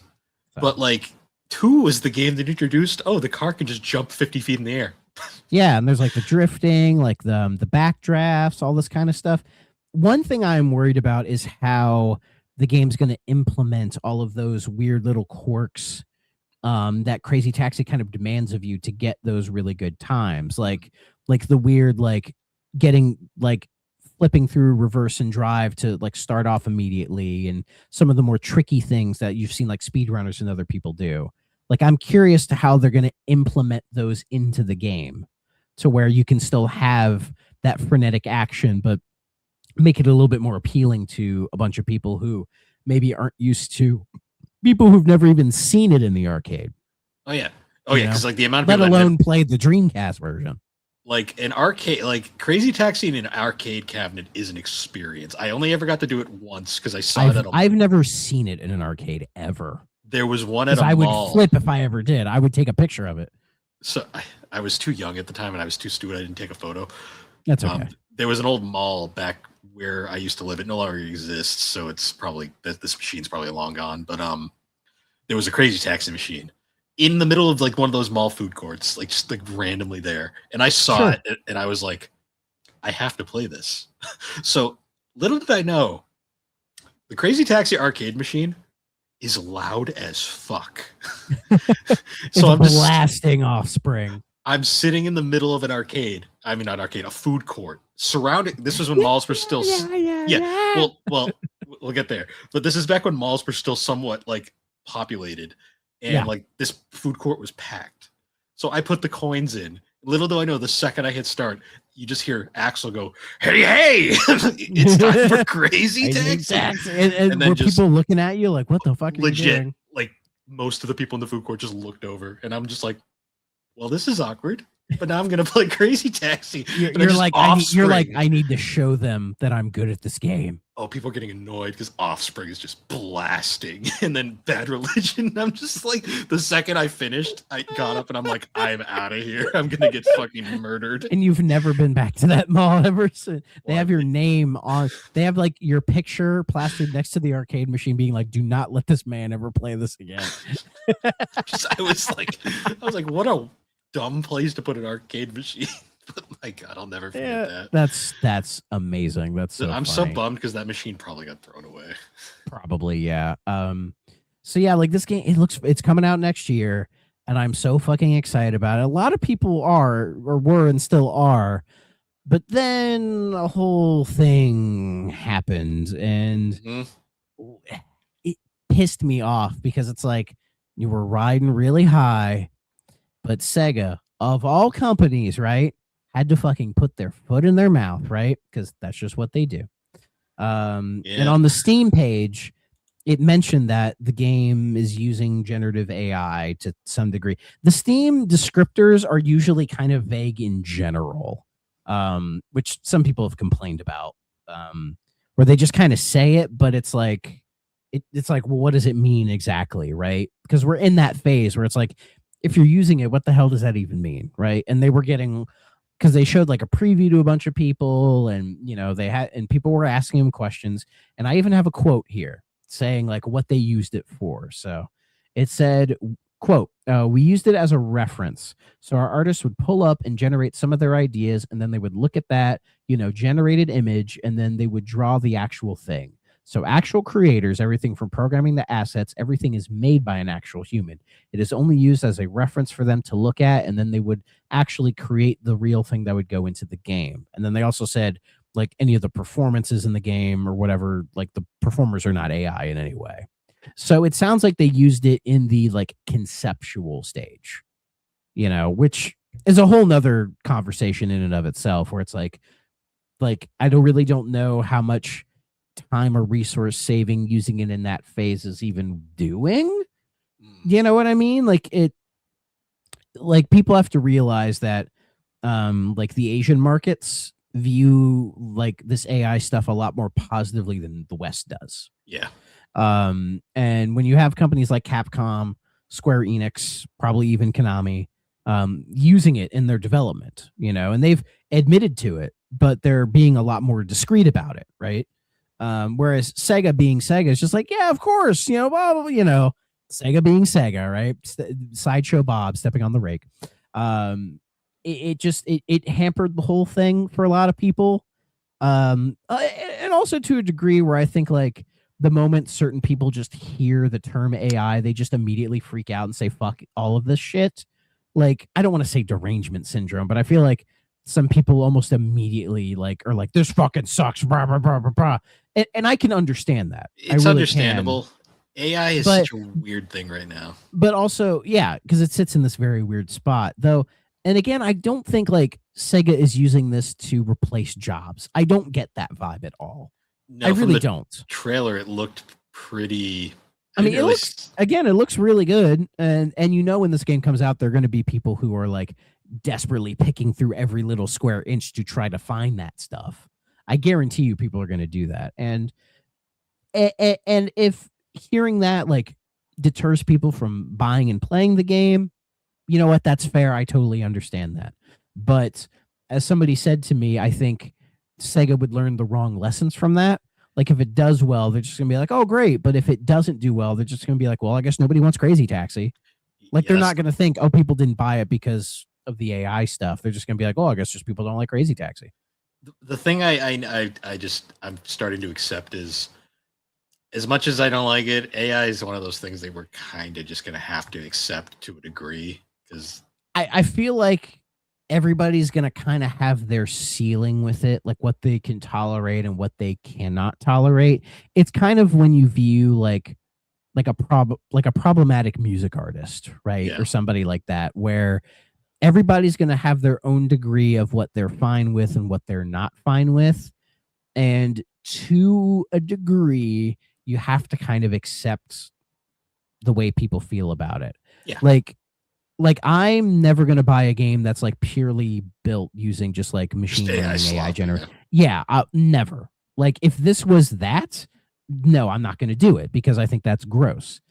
Using it in a conceptual stage, it's like I get like a concept artist maybe wanting a different tool that they could maybe work with to try to come up with some ideas, like using it as like something, but it also is just like, well, why not just look at the old games? Like what concept do you need? Like there's already references kind of a thing, but again, it's all very vague, so we don't know the extent of how much it was used or not used in the conceptual stage.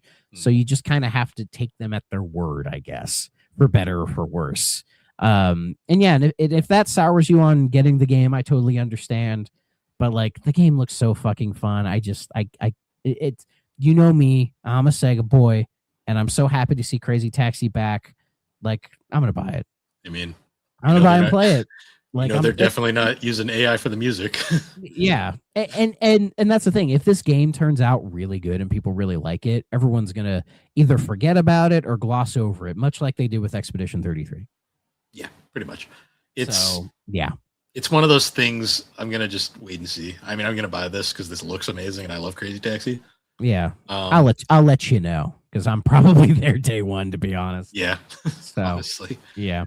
Let's see. They showed off like the new 25th anniversary console, so it's using that translucent green of like the original Halo Xbox. I loved that stupid meme of the Homer Simpson meme because I'm like that's really funny, but I'm like that's also super understandable. Like, let's be real here. Who cares what the back of the thing? Yeah. Though I think some people may have just been memeing about that. I don't know. I'm probably gonna grab that controller because that controller looks really fucking cool. Like it brings back the colored ABXY. The Mm. left bumper is white and the right bumper is black. You know, like that's a really cool nod. And I just like seeing like transparent, translucent colors and like tech again. Oh yeah, atomic purple. You know, yeah, like much like my Forza 5 controller that has a bit of that in there as well. Like it just looks really cool. So I'll probably snag that controller. I'm not buying the console. I don't need another series. And apparently, if you were at the little live fan event that they did, they gave them away to for free to everybody there, which is pretty cool. Nice. Yeah. Let's see.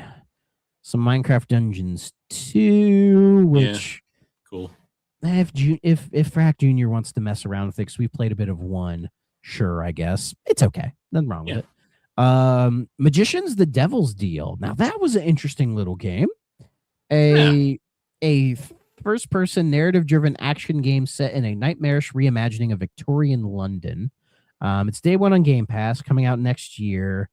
And yeah, it's like this weird, like I guess you're like a magician fighting off demons with your magic skills, I guess. Looks really interesting. You know, reminded me a teeny bit of BioShock, just like a teeny bit. It's got that vibe to it.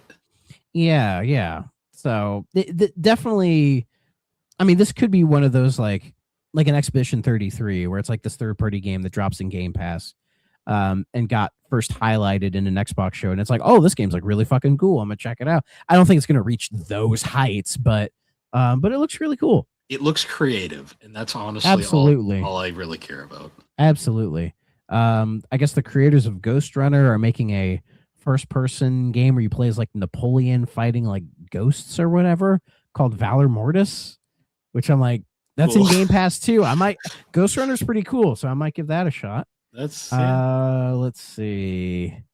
We saw another look of Castlevania Belmont's Curse. Oh yeah. You know, I honestly, the first time we saw that, I think it was at like a PlayStation show a while ago, and comparing it to this, they looked so different. I thought it was like another Castlevania game. Yeah. 40th anniversary, goddamn. I know, and they're just doing this for it, god damn it. But I mean, this game looks fucking dope. I'm there day 1 because I am supporting the shit out of this game. I want Castlevania back so fucking bad, please. So, and it looks awesome. Like it's going for like the Igavania style. Oh yeah. But it's set, I believe, 20 years after Castlevania 3. Yeah, you're playing as the daughter of Trevor and Sypha. Sypha, yeah. Yeah. Yeah, and there was people that were up in arms about this for some reason. It's woke because it has a girl in it. Yeah, and so did Order of Ecclesia. I know. Like I'm like, this ain't the first Castlevania game where we played as a woman, guys. My favorite one of all time has it co-stars one. Fucking what? I love Jonathan. Charlotte. Though to be fair, I believe this is the first canon female Belmont. Female Belmont, yeah. But Sonya's not canon anymore, or ever was. I don't know. R.I.P. But it's like, who fucking cares, man? Like, you know how deep the Belmont bloodline is? There had to be some ladies in there. Yeah. It's fine. And plus, a lot of the dudes look like women anyway. Who fucking cares? Yeah. I'm like, this game looks fucking sick. You know what also hit me too? I'm all in. October 15th, you know where I'll be. You know what's funny too? They're like, I saw one person was complaining about this. They were like, Ego would have never done this. I'm like, did you play Bloodstained? Did you play Bloodstained? Like, come on, man.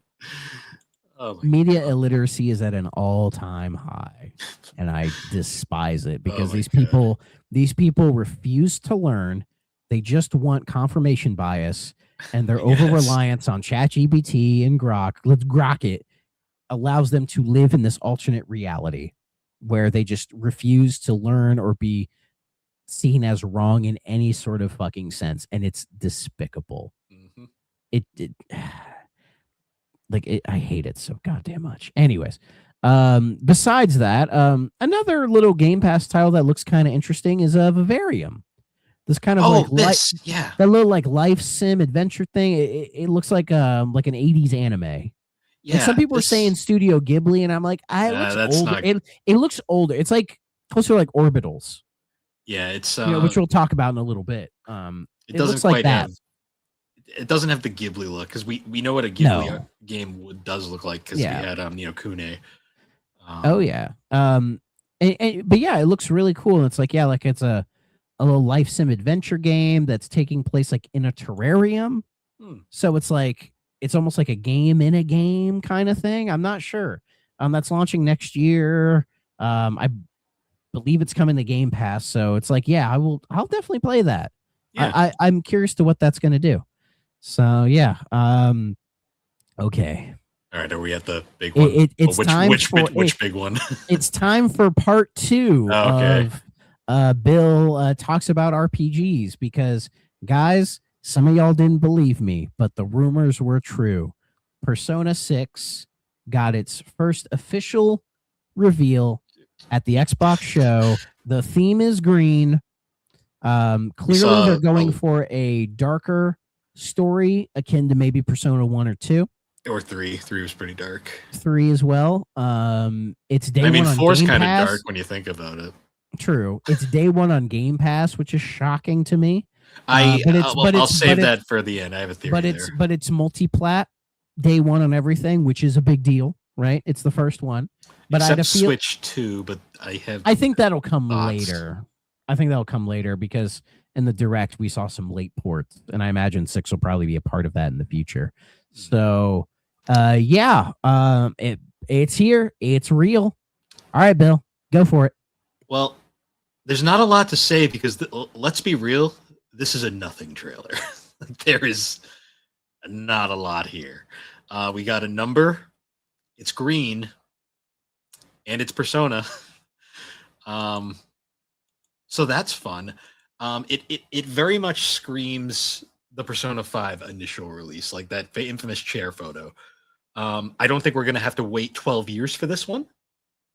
Like, I'm pretty sure you only had to wait 3. Yeah, it felt like 12, but it felt like 12. All right. I mean, it's been some of these RPG people are insufferable. The delays, man, the delays for a game that ended up not really living to expectations, but that's besides the point. I mean, that game surpassed any expectations it had. It did, but ironically, coming into it as a 4 fan, it actually kind of like I was like, I liked 4 more. I'm happy. 6. I mean, Persona 5 made me realize I'm not as big a Persona fan as I thought. I think I just like Persona 4. But I'm gonna play this. Gonna probably get it day 1. I'm there day 1 for sure. I'm not. I don't think until 28. To be honest, the rumor mill stuff I'm hearing is late 27. But again, we can talk about that. Yeah, I feel like let 27 be Persona 4 Revival's year, and then let 28 be a fresh start kind of thing. That's my thought. So the Game Pass thing. This is something I have a theory on. Because Game Pass day 1 is a choice. Well, it's one that's been done before. Because the 3, 4, and 5 ports, when they hit Xbox, they did come to Game Pass. To be fair, though, I don't think Metaphor was day 1 Game Pass, but it came to Game Pass later. It did. See, my thing on that is those were older games, so putting them day 1 Game Pass Xbox, that's fine. This one, my thoughts are, and it kind of ties into the fact that this was shown at the Xbox showcase. Yeah. My theory here is it's Game Pass day 1 because Atlas is fully aware that the majority of their sales are likely going to be on the PlayStation. That just where the RPG nuts are, most of them. It just kind of, that's my thought. Might as well put it on Game Pass and try to get some people that would be curious about it. Sure, give this a shot. Like, it makes perfect sense. It's the same. It's like why they did it at the Xbox showcase. The Sony fans are going to buy this regardless. Like, they don't, like, you know what I mean? All you have to say is it's coming out and they're there day 1. Mm-hmm. Like, show it at the Xbox fan base. Let the Xbox fans be like, oh, that's cool. Like, so it makes perfect sense. Like, it really does. And it being green. Yeah, that's an interesting. It just lines up right there, right? And as I've mentioned probably before, Microsoft and Sega have always had a very good relationship dating back to the Dreamcast days. And they've always been friendly with each other. Yeah. So, and with Atlas being under the Sega umbrella, I think that explains kind of the embracing that Microsoft in the last few years has been really trying to cater more to the Japanese devs and that side. Yeah. And I think you've been seeing more and more of these games going like to everywhere, including Xbox, because clearly there's an audience there for it. It's not as big as the PlayStation or PC crowd or even the Switch crowd, but I mean, it's there. Yeah. So it's like you might as well do it. Like the technology for porting these games, it's really cheap these days. yeah, it's cheaper and it's quicker to do. I mean, especially when the PS5 and the series are both basically running on the same. They're running on AMD hardware. Both of Yeah. them are. So I like, it's not copy paste. I'm not trying to say that, but with all the tools that are there for moving these games around, it's like, yeah, you might as well do it. And I mean, again, and if Microsoft's going to give you the Game Pass bag, why the fuck not? Yeah. And I think that's part of the deal as well. Well, because you think about it, but I'm going to buy this. I'm going to actually buy this one because yeah, I mean, support Atlas. it's the next mainline Persona game. It's like I might as fucking well pay for it and get a physical copy. It better have a fucking physical copy, then I will buy it. It will. So because I have a physical of 5 for the Xbox, so and I have a physical for Metaphor as well. So I've put my money where my mouth is. So and yeah, it just makes all that sense in the world. And I think Xbox just being cozy with Atlas and Sega, it just kind of makes sense, why not? I mean, so. They're fully aware the Sony fans are gonna buy it. They don't have to worry about that. It's not. And Atlas saw the success that the Persona 3, 4, and 5 multi-plat ports did. Yeah, like when it finally left PlayStation and went everywhere, it sold like fucking hotcakes. I forgot the term hotcakes. Yeah. Like it sold super well, and Sega was like, okay, people showed up for it. All right, Persona 6, we're doing it. Like, which to me felt like the ports were to be sure the audiences were there for the other platforms to do it, and they showed up and they were there. So they're like, okay, Persona is multi-plat now. I mean, they did the same with SMT. They did the same with Metaphor. Catherine. They did the same with Catherine was always multi-platform, actually. Well, Catherine Full Body's not on Xbox, but you can still get the original version as backwards compatible. That's actually weird because the original Catherine was on both. Yeah, you can get the backwards compatible version of the original on here, but Full Body for some reason skipped it. But it was again in that weird time when it came out.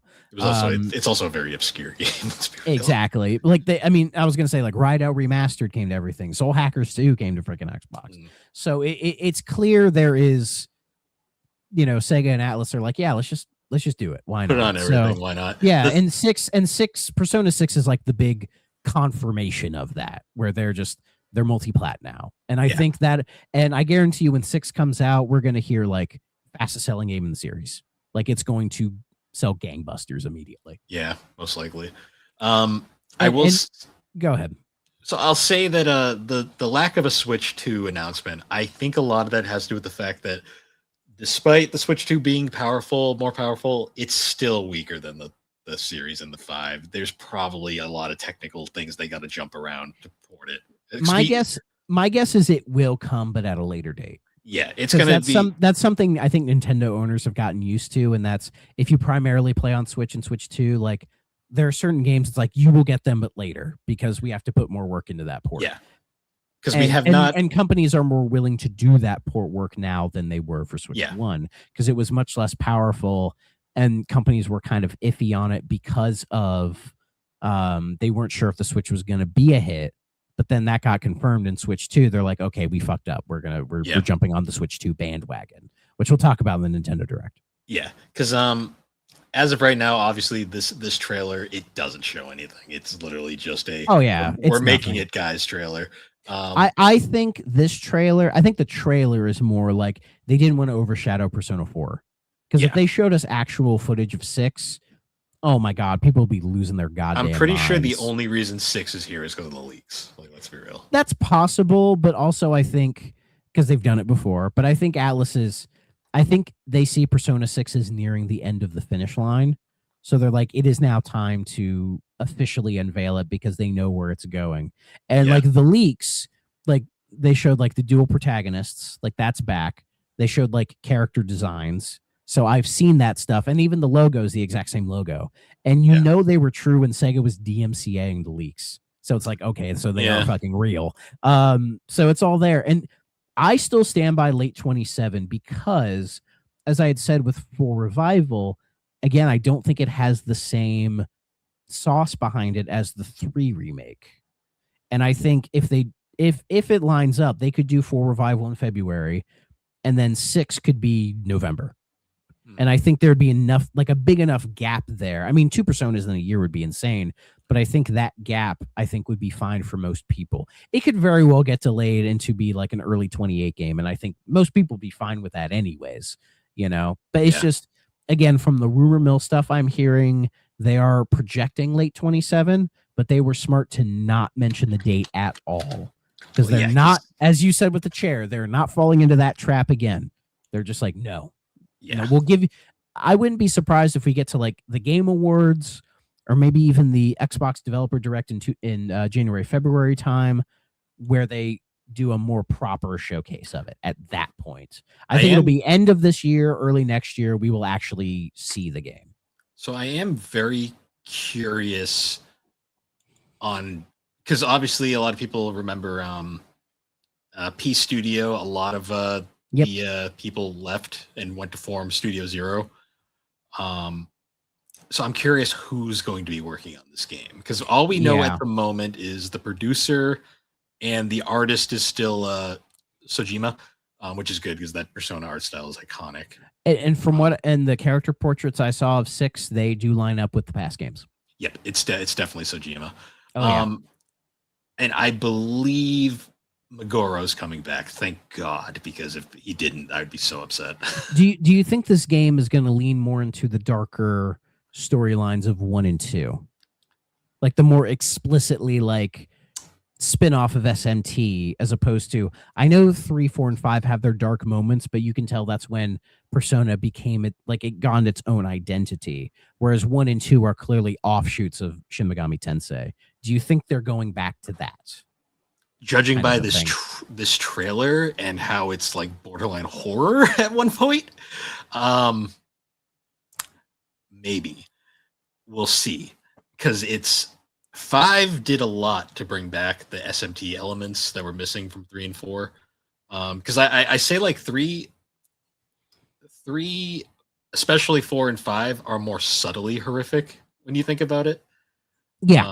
Because like 4 is, when you really think about the grand scheme of things, 4 is kind of terrifying when you think of it. Oh yeah. But the sunshine and rainbows of everything else kind of hides that. 5 is dark, but like almost in like a cartoonish way. 5 is dark until you get farther in, you realize it's just a heist movie, basically. Yeah, I've only put like 13 hours in that game, so I've done like 1% of the game, maybe. Okay. That's fair. I've beaten the first dungeon. That's the farthest I ever got in the game. According to a lot of people, that's where the game peaks, but I doubt it. It's 5. We'll have to do a deep dive on 5 at some point in the future. Yeah. I'll eventually get 200 hours to spare. My thoughts on this game is I'm getting Persona 2 vibes. Persona 1 is I was getting Persona 2 vibes as well. Yeah, because Persona 1, because I've played teeny bits of 1, and like 1, it has that SMT thing, but it's clearly like trying to differentiate itself from it. But I haven't played 2 at all. 1 is a weird game. It is the most confused of what it wants to be a game. 2 was the one where 2 is like I wanted to not remake, but I just want those games to be re-released because I want people to experience them. I'm surprised they just refuse to do anything with 1 and 2. Maybe after 6 they might actually do something with them. My theory on 2, I'm not gonna lie, I think it might have to do with the certain villain and the climate of the world right now.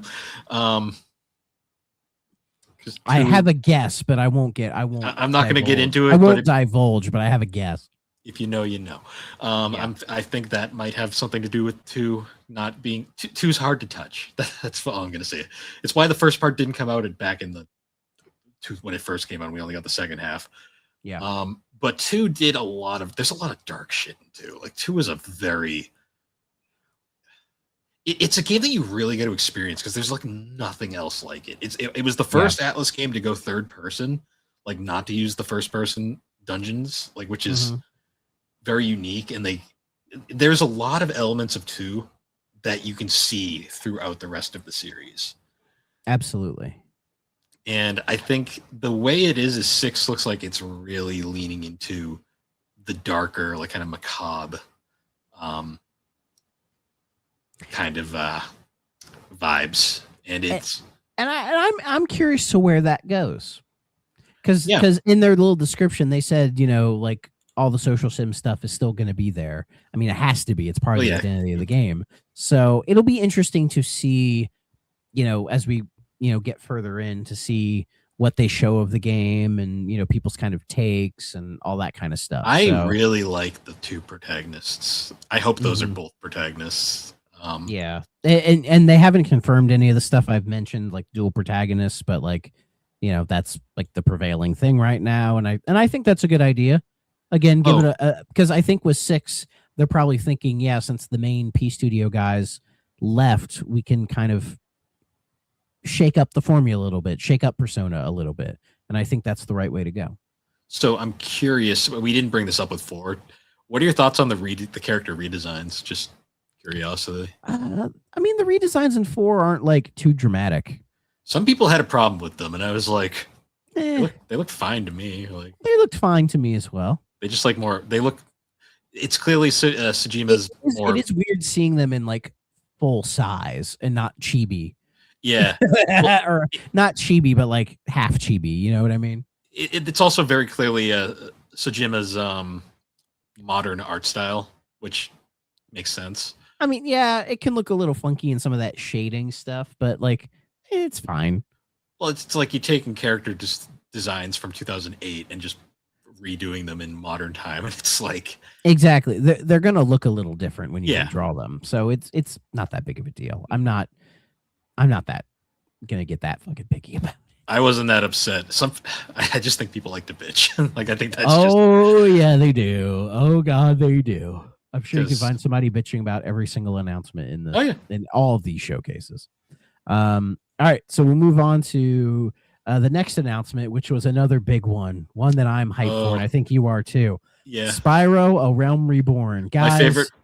Toys for Bob. They've been working on a Spyro game the whole time. Can you believe it? To the shock of no one, it's coming out spring of next year. It's on Game Pass and everything.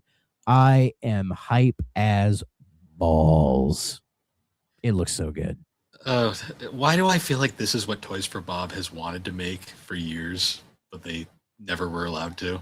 Call of Duty Mines. Well, they had an interview recently where they said like we had to go independent because we did not want to get stuck in the Call of Duty Mines, because they knew they weren't going to get allowed to do other things. And so they fought for their independence, and they got it. And I'm glad that they got it. And then they were able to work out a deal with Microsoft to be like, so can we actually make the game we wanted to make, which was like the next Spyro game? And they're like, yeah, go for it. Yeah. So honestly, like, credit to Activision and Microsoft for not just killing them, but letting them go free and allowing them to do this thing. Like, honestly, I'll give them credit for that, because they could have easily just killed them and whatever, right? So they see the value in Toys for Bob being like one of the more prominent 3D platformer developers, right?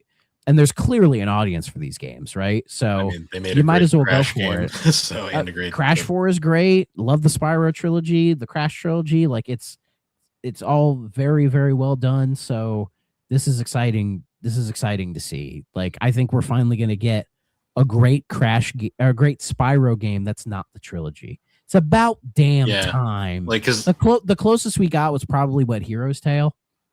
Hero's Tale was the last one that I considered good. Yeah, agreed. Not great, but it's about it was solid. It's about on par with Crash to Insanity, only it's more complete. Yeah, I agree. Because like Enter the Dragonfly, no, that game is like the greatest dumpster fire. And then like the Legend games are weird. I don't think they're bad, but it's like they don't really fit. They're a different thing. They're different breed. And then Skylanders. And we got into a little discussion in Discord about Skylanders. where it's like, yeah, Skylanders doesn't count. That was made not as a Spyro game. They literally like Exactly. because you can find that generic dragon design that they clearly recolored into Spyro. Exactly. So it's like that doesn't count, and they use Spyro's corpse to make Skylanders a thing. Yeah, and it just I'll die on that fucking hill. And then they did the trilogy, which was great, and now here we are. Excuse me, Spyro is redesigned again, but it's like the Crash 4 redesign, where you can tell it's more faithful to the original character. Yes. It's not like Legend of Spyro where they just made him more of like a straight up dragon. You know, like here they still are true to the character. His teeth look a little funky though, don't they? Yeah, a little. But it's not the end of the world or anything like that. It's just it has some little funky bits in there, but whatever, right? Hey, we're getting a new Spyro game, and I'm hype as balls. I'm ready to play more Spyro. And they got Tom Kenny to come back. Hell yeah. That's so good. Do you think Stuart Copeland does any songs on here? Maybe one. I doubt he'll do the whole soundtrack, but I will. Because for the Reignited trilogy, he wrote a new piece for the menu music. Yep. And it's a great, awesome. Great. I hope he does something. I hope because he'd do it. I'm guessing Stuart Copeland don't give a fuck. You know, like I watch a lot of music drumming stuff. So I see Stuart Copeland all the time. And yeah, like his vibe, he doesn't give a fuck. But you ask him about Spyro and he very much holds a special place in his heart for that. Because he was like, this was like a really cool project, but he didn't think too much of it. He was like, it was a unique, fun challenge for him. And then to see decades later, people still ask him and bring that up so much. Like it really made him realize how important it was and how he truly appreciates what that did for him and kind of his legacy. I still love how one of the stages in the first Spyro is just straight up the Amanda Show theme. Yeah. That is so funny when you get to it and you're like, wait a minute. So, but yeah, we're all in on this. This looks great. Oh yeah. My favorite comment I saw online was the second that popped up, someone was like, fuck that Persona shit. This is the real shit. I was just like, you know what? You're goddamn right. I was like, you know what? Fair. 2027 is going to go hard, dude. I don't have enough money or time. Neither do I. Thank Game Pass because it's going to save me money on all this shit. And then we got another deep dive look into Clockwork Revolution. It got a release date for 27. Game looks so fucking cool. I'm really stoked for this guy. Like it feels like this is truly like the BioShock successor in a lot of ways. Like the more we see of it, the more I'm like really hype and interested in like In Exile, like really going for it here. Like taking BioShock influence, Fallout influence, and really kind of crafting a whole new like steampunk RPG world kind of a thing. I think this game could I feel like this game could be really fucking special if they nail it, And this is the other game that they said was console exclusive. So this along with Gears, they're still coming to PC day one. Oh, are they? Okay. Yeah. But they're just not coming to PlayStation 5. Or even PC. Switch for that matter. And they even said that they're not going to be timed exclusives or anything like that. So basically they're just kind of going back to like the Xbox One thing 10 years ago where they were like, Xbox and PC, but nothing else. That's fine. And just play it on PC. yeah. And again, I think that's fine. I think honestly, I feel like they should have just always done that. Really. Like they never should have caved into the multi-plat stuff the way that they did, because it felt like it was just a reaction to try to get to that 30% profit margin and shit, and now they're trying to close the toothpaste tube. I don't know how that'll work overall, but I think it's really something they should do. It's been a bit of a talk online in some ways, and I'm not going to get too deep into that because I think a lot of people are just being really shitty about it, like where it's like where like it's okay if Sony does it, but if Xbox does it, it's like fuck them, right? Like it's that kind of stuff, which I knew would fucking happen. But I think it's more of like how far is this gonna go as we keep going? Like will Elder Scrolls 6 not come to PlayStation 5? Like that would be big. I have a strong suspicion that like the Activision and like Bethesda stuff is probably still going to be multi-plat. Yeah, I mean, we'll see what happens. Yeah, it would be a big gamble if they were like, Elder Scrolls 6. You got to come here to play it because they know people would. See, my theory. But would it be enough to justify doing that? I can't say. Because my only thoughts on that are it's gonna be one of those cases where my prediction is you will see more people just buy PCs rather than Xboxes. Sure. Because I've always felt they never should have done PC day one anyway. I get them being invested in the PC market because they're fucking Microsoft. It makes sense, right? But I'd always felt they should have delayed the PC ports by at least 18 to 24 months, or at the very least wait that long to put them on Steam. If you still want to have them on PC, it's well, then just have them a Microsoft Store exclusive or something like that to try to drive people into that away from Steam, which people wouldn't do because you know how people are. Because you know how people are with Steam. But at least I think that would show more of a dedication to their ecosystem. But again, I think the whole putting the games on PS5 that they had done, it was clear that the only one that did anything was Horizon 5 because that was such a unique experience for that console that a lot of people were going to go to that. But everything else didn't really sell well. And was it really worth that extra profit for kind of diluting your brand in a lot of ways? It was kind of just Sony. I guess we're going to try to back away too and see, but they're not going to stop doing PC day one. That would be big if they tried that, but I don't know if they're willing to go there. Like Dre and Fine mentioned it. Imagine if Elder Scrolls 6, they're no PC, no PlayStation. You have to buy an Xbox to play this game. That would be Jesus Christ. How would that go? I have no idea.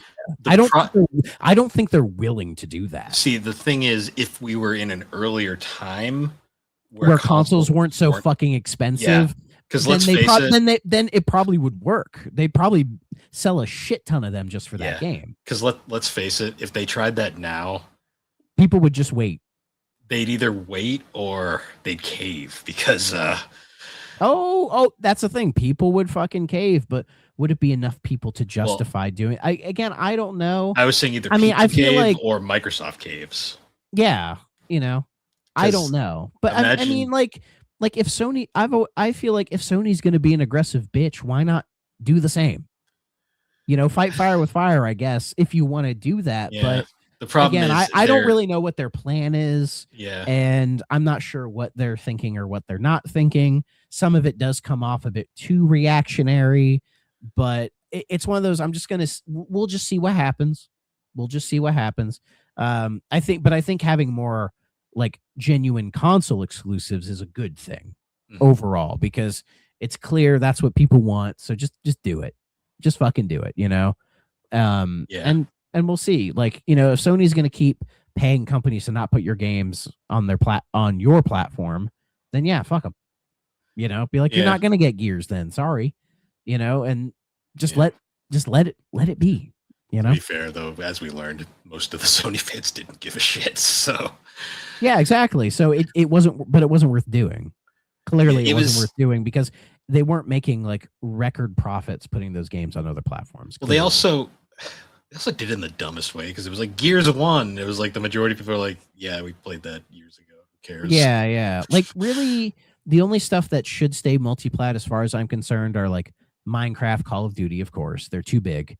Any live service multiplayer stuff, because that just makes sense. Sony does the same with Marathon and Helldivers. That all makes sense to me. And I mean, those are the only ones I can really think of. That's yeah, you might as well multi-plat those. I think series you'd be stupid to not do, but anything else, just keep it on your thing. Why not? Give the people who invest in that ecosystem, something that feels a little bit more like theirs, I guess, if that makes any sense. Because it's the other two do it, Yeah, it's complicated. Unfortunately, it is complicated, though. I agree. The timing of this entire thing happens to just line up with one of the weirdest timelines of gaming right now. Yeah, and it was because of all the stuff they did in the Xbox One era that, looking back, a lot of that stuff they shouldn't have pulled the trigger the way that they did. Yeah, really shouldn't have. I feel if Xbox stuck to their guns, through that whole one generation, they would be like paying those dividends now. See, like it would be paying off. Because imagine if like Doom: The Dark Ages, Indiana Jones, South of Midnight, like all of those games were console exclusive and maybe got PC ports later, and that was like the thing that they stuck to. I feel like they would be fine. Like no one would be saying they're dying or dead or whatever. You know, they probably still be in second, but the gap would be a lot closer. See, that's the thing that like obviously taking Nintendo out of it, Nintendo it's its own weird thing. If they did this at the start of the gen where it was evener, they might have had a chance. The problem is Sony's got the high ground now, and I don't see it. Because Sony is viewed as the default console. And in this day and age with digital libraries and everything, it's harder and harder these days to get people out of that. Yeah, and they have the international stuff. Like Microsoft's biggest problem is they just don't have the same international market anymore. Which self-inflicted. It's their own fault, but at the same time it hurts. But I always get this, and especially with this new regime. But I've always felt like they're trying their best to try to make it work, and they have the capital to make it work. And I get the sense that Microsoft, they're never going to abandon gaming entirely. Like it's too embedded in their like culture and just everything they do as a company. Like it's always been there, so they're never going to abandon it entirely, you know. And at this point, I just don't see them willing to, you know, do the Sega thing. I just don't think they're willing to do that, you know, with all the money that they've invested and they make money on it more than I think people think.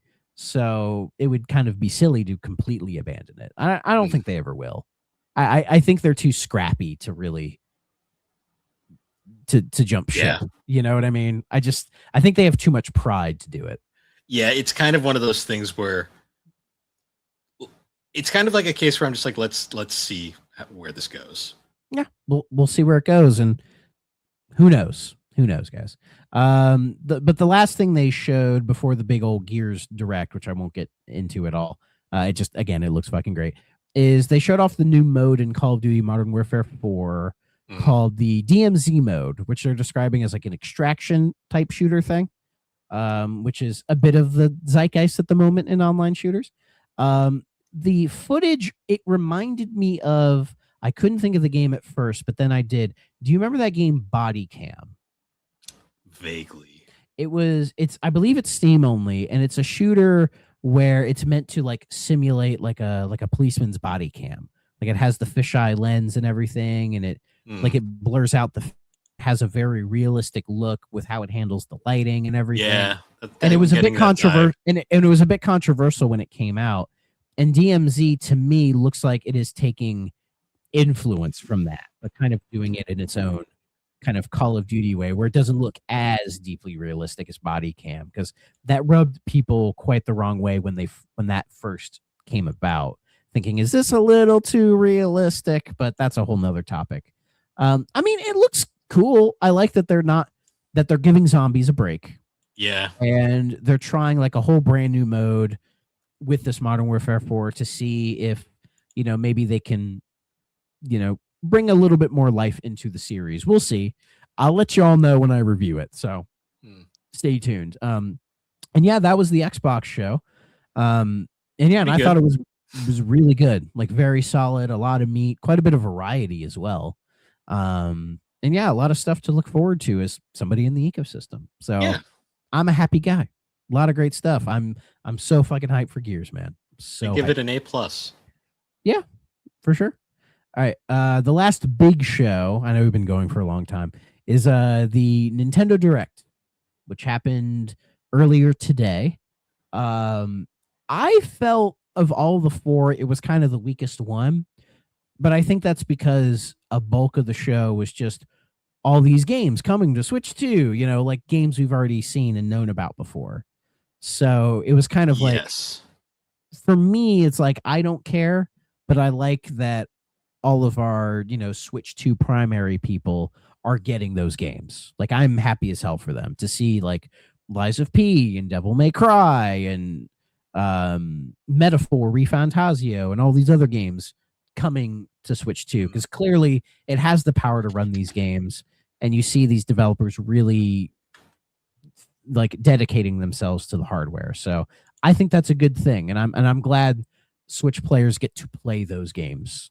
Finally, right? So if you're like a Switch only person, you're probably eating super good after this one, and I don't blame you one bit. Yeah. So we open with more gameplay from the new Rhythm Heaven, which I forgot was coming out. And yeah, same to be honest. yeah, I mean, it looks like Rhythm Heaven. It's fine, I guess. Like, I'm not super stoked for it. I mean, it's cool. It's coming out July, but it's Rhythm Heaven, Cool. Let's see. The big one is like Stellar Blade is coming to Switch too. Because I guess Shift Up has the publishing rights to that now. Yep. And last time I checked, it hasn't been like confirmed coming to like Xbox. It just says like Switch. So I don't know if it's one of those like it is or isn't kind of thing. That I don't know.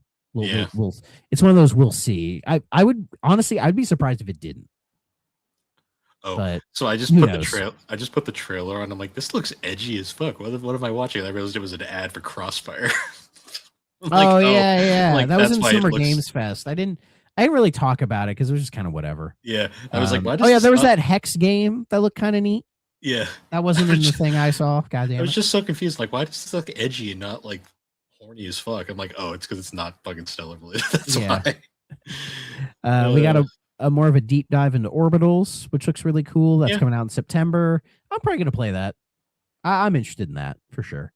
It's got a unique look to it. And, oh yeah, and it's definitely going for that. It Takes Two. What was the other one they did recently? Fuck. I can see the cover. Split Fiction. Yeah. Like that's clearly the gameplay loop it's going for. So yeah, it looks cool. I could play that with Junior or maybe somebody in the Discord. Who knows? So that would be cool. Rayman Legends, Big Walk. Oh yeah. I had to ask you about this game, particularly because of Alex. Oh, the One Piece. One Piece Grand Gourmet. So a management sim starring characters from the One Piece show. It says build a floating restaurant with a Straw Hat crew, cook up new dishes using devil fruit abilities, collect ingredients, and customize your space in a charming management sim. Serve up an unforgettable, Freudian slip, dining experience, and watch familiar characters become regulars as your restaurant grows into the greatest restaurant on the seas. Coming out October 23rd. So do you think Alex would play this? I feel like she would. Yeah, probably. Well, it's One Piece. I mean, it's One Piece, and it's like a cooking management sim, which seems like her kind of game. I should actually send her this trailer, let her see it. But yeah. Honestly, I mean, it looks, for what it is, it looks fun. I like the pixel art. Pixel art's kind of cute. Yeah. I'm not gonna play this because I don't. No. Those aren't my kind of games, but I could see this being a hit. Not either, but I'll send it to her. She'll probably be into it. Sure, why not? It looks harmless, and that's fine. For sure. Yeah, it's not going to ruin anybody's life, I don't think. Unlike the show. Someone's villain arc started because of this game.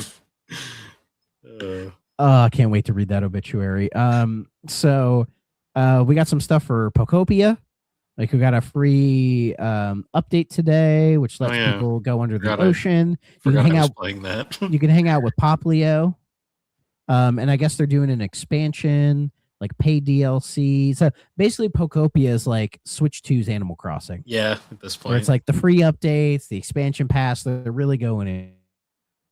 Yeah, why not? Maybe one day I'll buy it, but I don't have the time, man. It's fun. I just legit don't have time to play it ever. Exactly. But speaking of making time to play games, we got a nice look at Fire Emblem Fortune's Weave. It looks Can we gush about this one for a second? My god. Oh, why? I think you and me are both like, because Three Houses fell in love with it, and I've been waiting for like the follow-up, and this is clearly the follow-up. Yeah, because Three Houses, like, I love like Awakening, but Three Houses is like the Fire Emblem for me. I love everything about this game. Yeah, and this is clearly like it's the same team. Oh yeah, like Intelligent Systems and Koei Tecmo. And they're going through trying to do like that Three Houses loop again with like the free time. I love that too. I'm so happy. You know what? You know what stuck out to me the most? The game looks gorgeous too. It does. But what stuck out to me the most, the 4 protagonists. They are Yeah. so unlike any protagonist I think we've had in a Fire Emblem. Mm-hmm. I'm curious what the reaction's going to be. I don't want to look online because I'm already expecting bad things, but I like it. Most of the talk seems to be people are hype as hell. The fans were. I'm sure we're going to get some losers. I mean, I didn't see. It wasn't like I didn't look very hard. So, what was that other Fire Emblem we got? Engage. Like there were no character designs that were like the Engage ones where people are like, ugh. Like nothing looked bad in this one, you know. Like it all looked fairly like Three Houses, which I liked all the Three Houses character designs. I will say the one dude looks like Alucard, which is kind of funny. I think he looks fucking cool as hell. No, he does. But I'm just like when I saw the first 3, I'm like, oh, they look unique. Yeah, Diedrich, I think is his name. But then I saw him, I'm like, it's Alucard. Yeah. But yeah, I'm super hyped for this. It's coming out September 17th. I'm curious. We're dusting off our Switch 2s and we're going all in on this. This will be like the Switch 2 game. I need to play. I gotta replay Three Houses because it's been a while. It's gonna take you a while, man. It's a long game. I can't just use COVID as the excuse to play all 5 stories. I'm sure somebody did because that came out. Yeah, that was 2019, right? Yeah, no, I bought it 2019, but I didn't get around to it till COVID. And I actually did play all 5 stories during COVID. Hell yeah, proud of you. And I feel like this game also is going to have like the multiple stories. So I hope it does. A game that if you do everything, it's like, yeah, you'll have like 600 hours in this game. I'm guessing because of the 4 protagonists, we're going to get at least 4 stories. And I wonder if they'll do like a split story. Yeah. And then I get roped into the side story like a bitch. But you know, also, it looks like we don't need to talk about that. Yeah. And it also looks like they're not doing the... They're doing the same thing Three Houses did, where they're downplaying the romance shit, which is great because we don't. Awakening was fine, but my god, they got out of fucking control with Fates. Yeah, like I like the whole theme of this is like gladiators. Yeah, like, that's a really cool theme. The thing because we don't get enough gladiator games. The thing that I am the most curious about is how does this tie into Three Houses because it's clearly the same world. Yes, clearly. I mean, we'll see. Maybe there's a great calamity in this game too. I'm hyped as fuck though. It looks. Oh yeah, amazing. I'm very excited for the day one buy. Absolutely. This is gonna be like the Switch. There's like only one other game in this entire presentation that is gonna be like a day one buy for me. Yeah, for sure. Yeah, this game looks so fucking cool. I'm all in. This game looked interesting. Ninjala 2, the Uncharted Plan. I don't even know about Ninjala 1. I guess that was probably in like a Switch Direct years ago that I forgot about. But yeah, it's like this big old action adventure thing. First half of a 2-part saga where you're like a ninja just screwing around. I don't know. It looks kind of cute. Looks like it could be something neat. I don't know. Yeah. Maybe I don't know. We'll see. It definitely like a budget title though. Something I wouldn't spend full price on. Yeah, I'll wait till I see what the thoughts are. Yeah. Oh yeah. Speaking of like, what the fuck? The Nintendo Switch Online Donkey Kong Challenge event. A new Donkey Kong themed challenge event has started on Switch Online and will run until September 1st. Players can take on challenges in various Donkey Kong games to earn collectible digital challenge cards. Cool. Something I don't care about in the slightest. What the fuck is this? Like, why? Yeah, it's legit shit I don't give a fuck about. So, like, it just feels like another weird excuse for Nintendo to half-ass like achievements. Yeah, and I'm like, Nintendo, shit or get off the pot when it comes to this achievement thing. Like, you'll have them in games here and there. You'll do that like Breath of the Wild, Tears of the Kingdom app on your phone that has them in there. You'll do this thing, and it's like, if you want to do achievements, just do system-wide achievement. Just fucking do it already. Jesus. Like, just give people an option to turn them on or off, and then just leave it there. Okay? Yeah. Like, it's annoying, and this thing is fucking stupid. Like, unless you're a Donkey Kong super fan, I can't see why anybody would care. Yeah. Seriously. No. And especially with like how hard like Bonanza kind of falls off. Like, I'm just Yeah, and also with Bonanza, they're like, oh, you can give Donkey Kong a Mario outfit now. And I'm like, sure, whatever. I'm sure the kids will love it. Man, I really wanted Bonanza to be better than it was. It just gameplay. The gameplay is great. It just that's all it is. It doesn't keep my interest. I'd have to force my way through the game, and I really don't want to do that. It doesn't have like the soul that Odyssey had. Like Odyssey had such a fucking soul to it. I know, right? I'm just still waiting for that 3D Mario. It didn't get announced here, but I didn't think it would, to be honest. No. If we see that earliest September Direct, at the very earliest, I feel like it's going to be next year. Neither did Ace Attorney 8 or 7. All those Ace Attorney fans are crying in a corner. Yeah, I keep hearing there's something with that, so I don't know. Maybe they'll save it for Game Awards. They're trying to will it into existence, and I'm just like, guys. I've heard it's a thing. I know. Like internally, it's a thing, but I guess they're just. I don't know. I'll believe it when I see it. That's fair enough. Could be a Game Awards thing. Why not? We'll see. Anyways, we're getting a new Muramasa game, which looks kind of neat. So it's not new. It's basically an updated version of the original with the bonus content from the Vita version. Well, it still looks neat. It does. I mean, it's a gorgeous game then. It's a gorgeous game now. Yeah.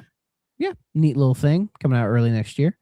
We got all the Xenoblade stuff, and I'm sorry, guys. I don't care. Wait, you don't want to buy Xenoblade Chronicles again? I only bought it once, and then I sold it because I never played it. Yeah. Because I just could not. It was the definitive edition of 1 because I just could not bring myself to play it. I don't know why. Something about Xenoblade feels so impenetrable to me as an RPG series that like I just don't know. For me, like a lot of people love it, and that's fine. Like I'm not hating. It's just I don't know if it's really my thing because it just doesn't look super appealing to me. Outside of like I think Shulk looks cool and I like his weird sword. But that's really about it. That's 100% fair. My thing with Xenoblade is it is a very anime-looking JRPG. Yeah. And my issue with that is I'm a Tales fan. And I'm like, if I want my kick of anime-looking RPGs, I'm going to play a Tales game. So it's kind of like one of those things where like these games look fine. Like the new one, Genesis, looks... It looks gorgeous. It does look gorgeous, but I mean that's kind of always been Xenoblade's thing. Yeah, and it's cool that it exists, and I'm happy for the Xenoblade. I like to see where the series, the arc this series has gone through. Like I'm glad to see it still existing and being super popular. But considering it was a game that we had to fight for, exactly. Like if I was around then, I probably would have bought the version on Wii just to like see what the big fucking deal was. But maybe one of these days I'll sit down and try Xenoblade 1 just to see if it clicks. So yeah. And yeah, the new Xenoblade's coming out next year. Xenoblade Genesis. So we're gonna get Phil Collins in there, which makes me very happy. Is the European version called Xenoblade Mega Drive? That's Peter Gabriel in it. That would be really funny if it was. Also, speaking of weird, I'm not surprised this exists, but it did throw me off guard for a second. Nintendo Switch Sports Resort, they actually did it. So not only did they do Wii Sports again, they're doing Wii Sports Resort again. With like not Mii's, because like Mii's just aren't really a thing I think there are Mii's in this one now, because they had mentioned them like kind of offhandedly. So maybe they actually did kind of put them in as an option. But here's the thing. Wii Sports Resort, the original, is a phenomenal game. It's awesome because it gives you just about all the stuff from the original Wii Sports, but gives you so much more as well. And that's when they had the Joy-Con, the Wii Motion Plus. Yeah. And it's great. Like I love archery on Wii Sports Resort. Like the golf is super great on there. Table tennis, everybody likes, like the flying around the planes. Like there's a lot of cool stuff there. And I feel like, and Switch Sports I thought was fine. I have it. I've played it. Thrack Jr. loves it. We mess around with it. We have a great time. Like it's a good family game. I forgot Switch Sports existed. Oh yeah. And it's been a good bonding experience with my child. So seeing this is like, yeah, he'll probably want this too. and it has like, it has the wakeboarding in there. It's got the boxing, table tennis, archery, regular tennis, volleyball, bowling, a lot of the stuff from the original Switch sports. They add in some new stuff like basketball as well, golf. But a new one is thumb wrestling. And even Koizumi showed off the thumb wrestling, and I'm like, this looks really dumb. Like they were struggling to add new stuff. I think I saw like one person, like, we'll get to it later. There was like an entire spiel of like games where they just kind of farted them out in like 3 seconds. And everyone's like, we had like an entire segment dedicated to thumb wrestling, and all these other games just kind of got like a but that's Nintendo Directs for you, unfortunately. Because there's always something in the sizzle reel people get hyped for, and it's like, why did you show it? Right? Yep. And there's also like skateboarding and all this other stuff. So I mean, I'll probably end up having to get it for the son, but we'll have a good time with it because, I mean, it looks cool, and Switch Sports is fun. Switch Sports is a fun game for sure. Just please give me offline progression. I hate that the original Switch Sports, you can only gain stuff by playing online with people. Yeah, that's really annoying. Yeah, so we'll see if they fix that, and that's out in October. So I'll probably get them that for Christmas or something. Okay, here's the thing I wanted to talk to you about. Part 3 of Bill talking about RPGs. It was recently announced that RuneScape Dragon Wilds is leaving Steam Early Access, coming to PS5, Series X in September, as well as Switch 2. Bill, what the hell is RuneScape Dragon Wilds?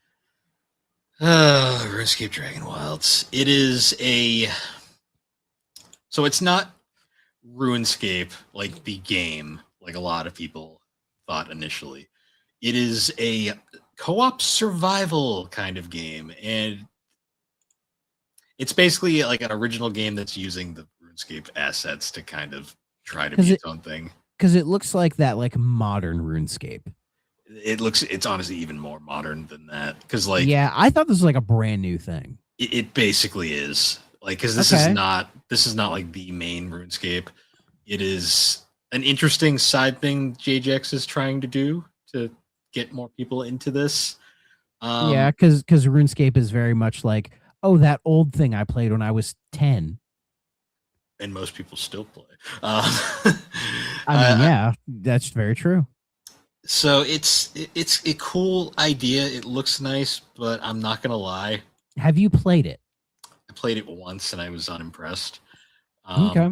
Because it's the thing about it is, it's not playing the game. I'm like, this isn't why I like RuneScape. I like RuneScape because it's RuneScape. It's old and like archaic and janky, and it's been a thing I've played since I was a child, and it's point and click and simple.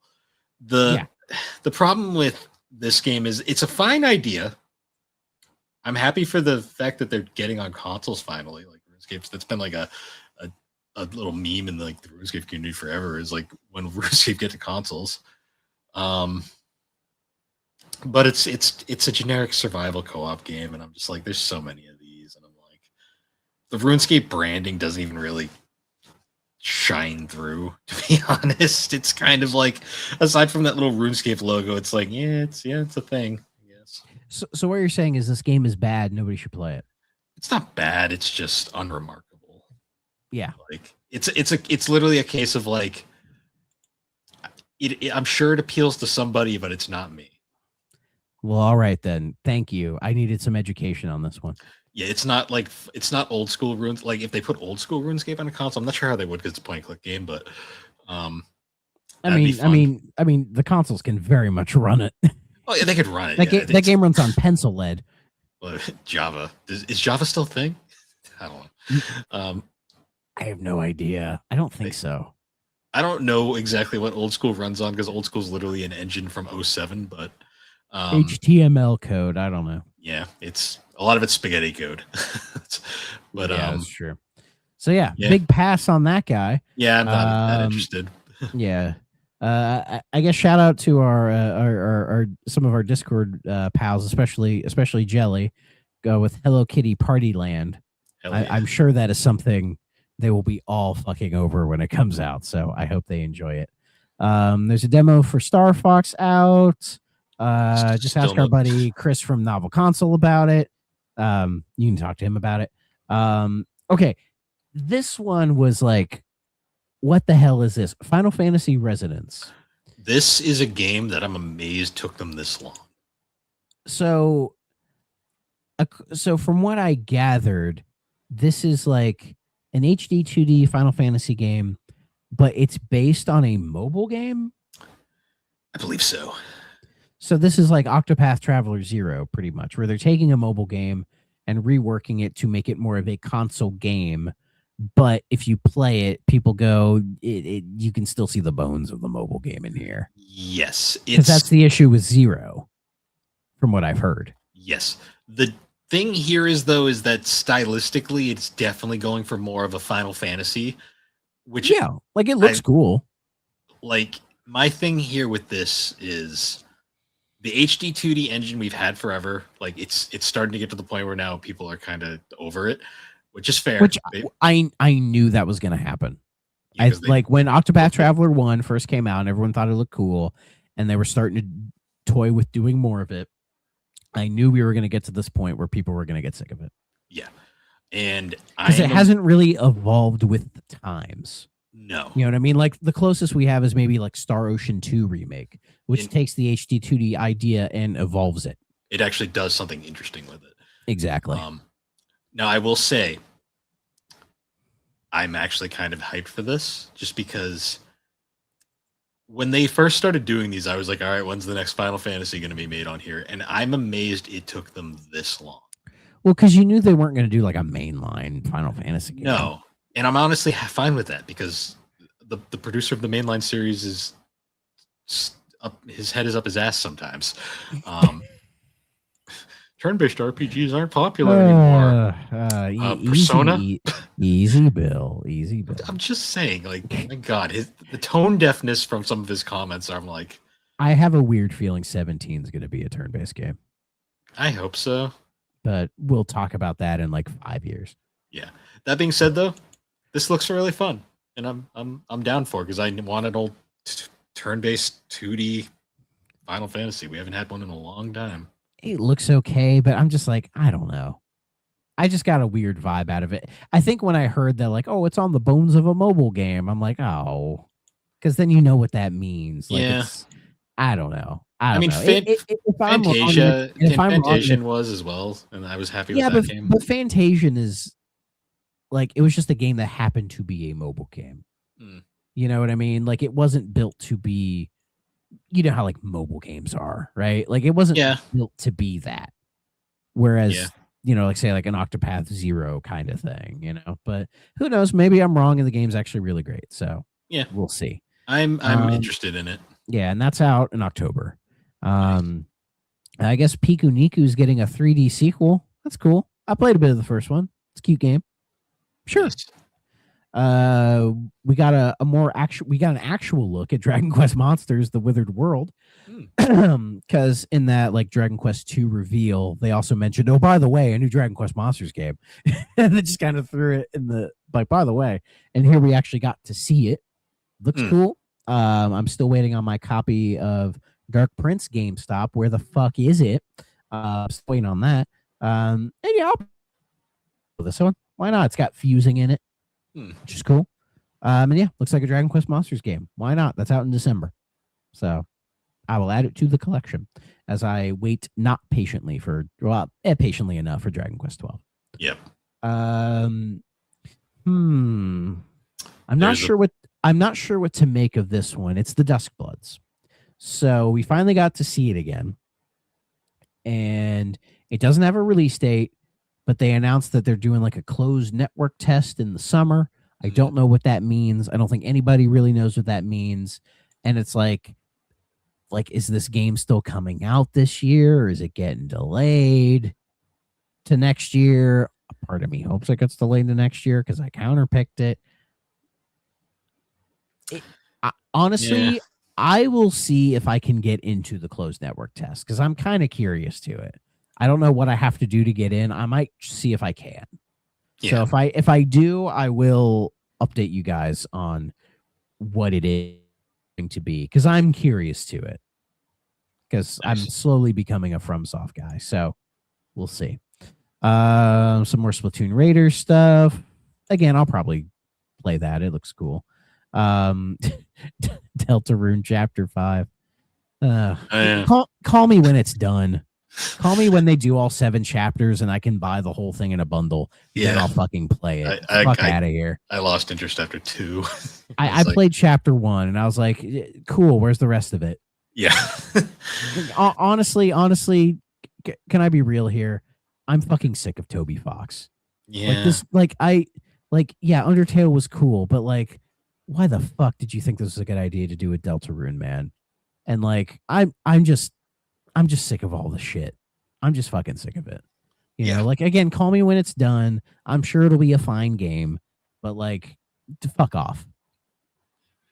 Just fuck off. We found Tazio Switch 2. That's cool. Minecraft Switch, whatever. Okay.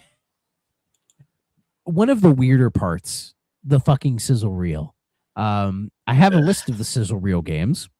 So we got the new Atelier game thrown in there. Space Marine 2. Yeah. Space Marine 2. Great game. Y'all should play it. Observer System Redux.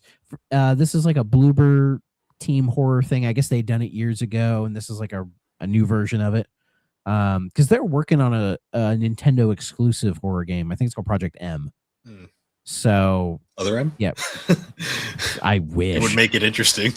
I fucking wish. If Bloober Team were making a Metroid game, I would lose my mind. But we'll see. DayZ, Metal Gear Solid Master Collection, Rise of the Tomb Raider. So I guess they're doing some like Tomb Raider stuff. Snow Runner, Fitness Boxing 3, Everbloom, Final Fantasy 14 Online. Sure. Playing All right, Bill. All right, Bill. I know you've been waiting for this for the last 3 hours. Yeah. Sorry, it's taken a long time. We told you there was a lot that happened. The rumors were true. The leaks were true. Tales of Eternia remastered coming out October 16th, 2026. First question. Is there more than what we saw in the sizzle reel? Did Bamco give us a proper trailer after the fact? No, not really. They kind of. Okay. All right. So Mr. Tales boy over here, tell us all about Tales of Eternia remastered coming out October 16th. Well, from the little we've seen, it's not quite the PSP version like I thought. It does appear to be a actually cleaned up version because like I'm looking at some side by sides, and yeah, it's updated. They did new voice work, which was interesting. But here's the thing, and this is going to be an I'm curious how this is going to go for them. Tales fans have been asking for some of the older ones that we haven't got, so they're testing the waters with one of the old 2D games. Tales fans in America don't really know these 2D games very well.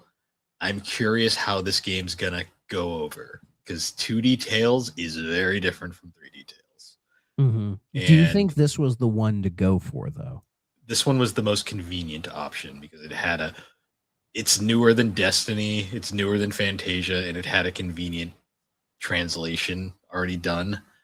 Do you think it's the same translation? From what I've seen, it looks like the PSP translation. It's probably been updated a little bit. It was probably the most convenient one. It's also Eternia, I think, is a bit of a fan favorite. Okay, I mean, it got a PSP remake. This counts for something. Yeah, it is a random choice. I'm just a little surprised, but I would have liked like something like Rebirth or Destiny 2, not Tales of Eternia Destiny 2, like the actual Destiny 2, just because we never got those. Yeah. But I'm interested. It's going to definitely be I hate to say it, but it's probably going to make it or break it for the series because if this bombs, I doubt we'll ever see another one of these. Do you think this is them still avoiding like doing like a proper remaster of Abyss, a remake of Fantasia, like the ones if they want to do to bring back some of those other older ones that people want, but they have to actually put effort into them? I feel like this is definitely a cheap and quick one that they could have done, which is my theory on most Tales of Occam's Razor. Yeah. Yeah, we're gonna Abyss is the one that's like driving people nuts because it is literally the last of like the icon. Well, then Xillia 2. Xillia 2 is also confusing. I think Xillia 2 is probably going to happen. I hope so. They did Xillia 1. They might as well. Yeah, get it off of PS3 purgatory. Like just exactly. Again, Abyss is like they'd have to put effort into it because there's no HD version of it. So yeah, that's why we don't have it. And I think, or we're gonna get a very lazy port. But we'll see. And Fantasia, I think, is one they would just have to do a remake of proper if they wanted to do it. Yeah, because that GBA port is ass. Like do it like Star Ocean Arc, like that kind Yeah. of style, and I think it would work. But who knows? It would probably work, but I don't think it's in Bamco. We'll see though. I think Attorney that we shall. I know you're buying Eternia anyway. I mean, I am because I'm a shameless simp for the series, but it's okay. I mean, everyone's got their one series they love. Exactly. And I just realized when you said that, yeah, we didn't see any new update on Professor Layton, which suggests to me I think that's not coming this year. Because I'm honestly kind of worried about level 5 right now. I feel like they're stretching themselves a bit too thin with some of the ideas they're trying to do, and I think they need the new Layton game to really hit. And what the fuck's going on with Deca Police? And oh boy, it's a shame because I really like them, but we'll see. I mean, I know that new Layton game is going to come out anyway, and I will play it, but I have a feeling it ain't going to be this year. Like if it doesn't show up at the September Direct, it's getting delayed. Yeah. Like I think skipping this is okay. But if it's not till September, I'm like, is this going to be like December or like January or something? We'll see. Yeah. But I get your sentiment on the Tales stuff. So is Eternia one I would even like? Hard to say, honestly, because the 2D games are different. I'd recommend emulating like the original PS2 version, probably. Okay. I asked Chris. Chris would probably have an interesting take on it. That he does. I know the 2D games are harder to recommend because they're not nearly as beginner friendly as like say like Symphonia or Vesperia. Yeah. So we'll see. Yeah. All right. We got more Kingdom Hearts stuff. Sure did. So I guess now they're doing like the actual native ports of 1 through 3 to the Switch 2. Yeah, that's probably for the better because of those weird and also this weird collection is also coming to Xbox as well. But what's weird is those games have already been there, but it was like the 3 separate like 1.5, 2.5, 2.8, and 3. So I'm not sure what the is between those versions and these versions. I don't really know. I already own 1.5 and 2.5, and I know 2.8 and 3 are on sale. But it's like, but now they have this bundle for like 75, and it's like everything. Like the only thing I think this version has that the other ones don't is the DLC for 3, like the Remind stuff. Yeah. But it's like, whatever. Eventually I'll sit down and play the entire series, but we're just not there yet. But it's nice to see that they finally heard everybody and are doing proper native ports to Switch. Because when they did the cloud versions on Switch 1, people were fucking pissed. They were not great. That's the best way to put it. So I guess now Switch 2 is able to do it. So cool. But the big one, Kingdom Hearts 4. I'm happy for Eric. Yeah, I haven't. I hope he's okay. I haven't heard from him. I imagine he lost his mind. Yeah, he said that on his server, and I'm happy for him. It's really sad that I think he lost his mind more for this than I did for Persona 4. I will say the trailer looks great. Oh, it does. I mean, Kingdom Hearts, they look good. Yeah, like I really like how this looks, and yeah, the gameplay is always super fun.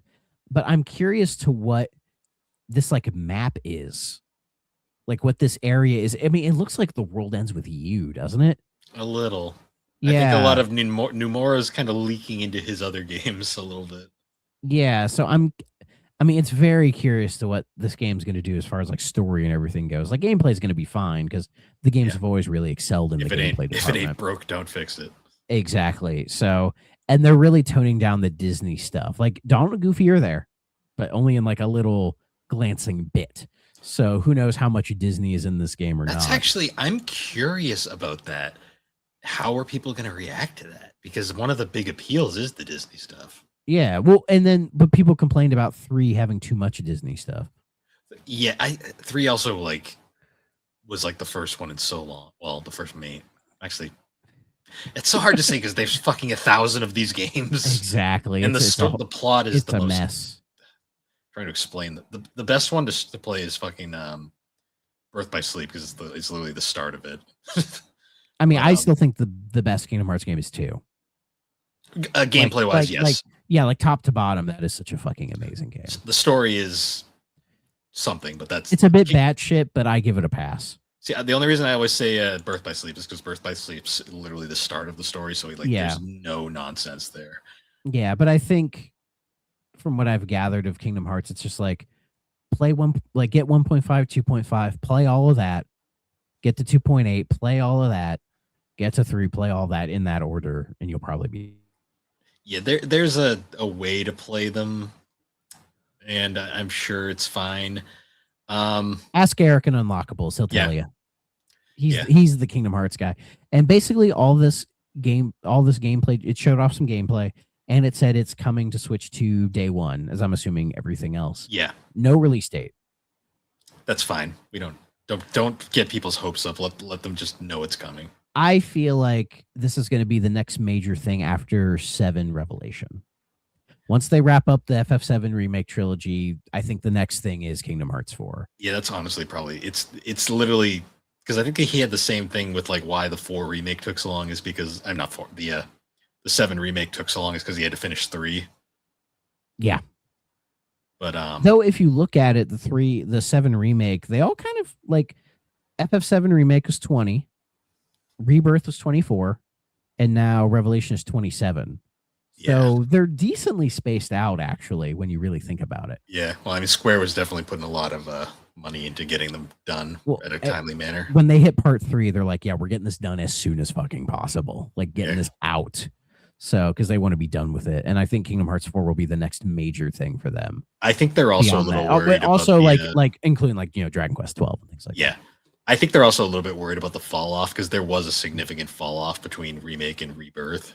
Oh yeah, and there's going to be another one. Yeah, because a lot of people they know it over it at this point. Yeah, so but when they bundle them in that big collection, because you know what's going to happen, that thing will sell. Yeah. So, yeah, and so yeah, Kingdom Hearts 4, we'll see. And then the last thing, it was leaked, it was rumored, it's real. The Legend of Zelda: Ocarina of Time Remake 2, Electric Boogaloo. Yeah. Coming out later this year. All they said was 26. I think they said that they will show more of it later. It'll probably get its own little video trailer thing that they've done with Star Fox and Splatoon. And yeah, it's real. And you know what? I'm buying it because, as some of you know, I've never beaten Ocarina of Time. I've tried before, and the game always kind of bored the shit out of me. Yeah, same. But I feel like this remake, this big budget, big deal remake for Switch 2, is my excuse to finally sit down and play the entire thing. I never watched this trailer. This is a nothing trailer as well. Yeah, they hint at the Deku Tree and the intro stuff, the one kid that doesn't have a fairy, all that stuff. Yeah. And then they show Link sleeping in bed, and it's clear it's not in the Breath of the Wild engine. It's clearly its own thing. A new thing. Yeah. It's a very new thing. So I bet a lot of work has gone into this because they're because that 3DS remake is what it is, right?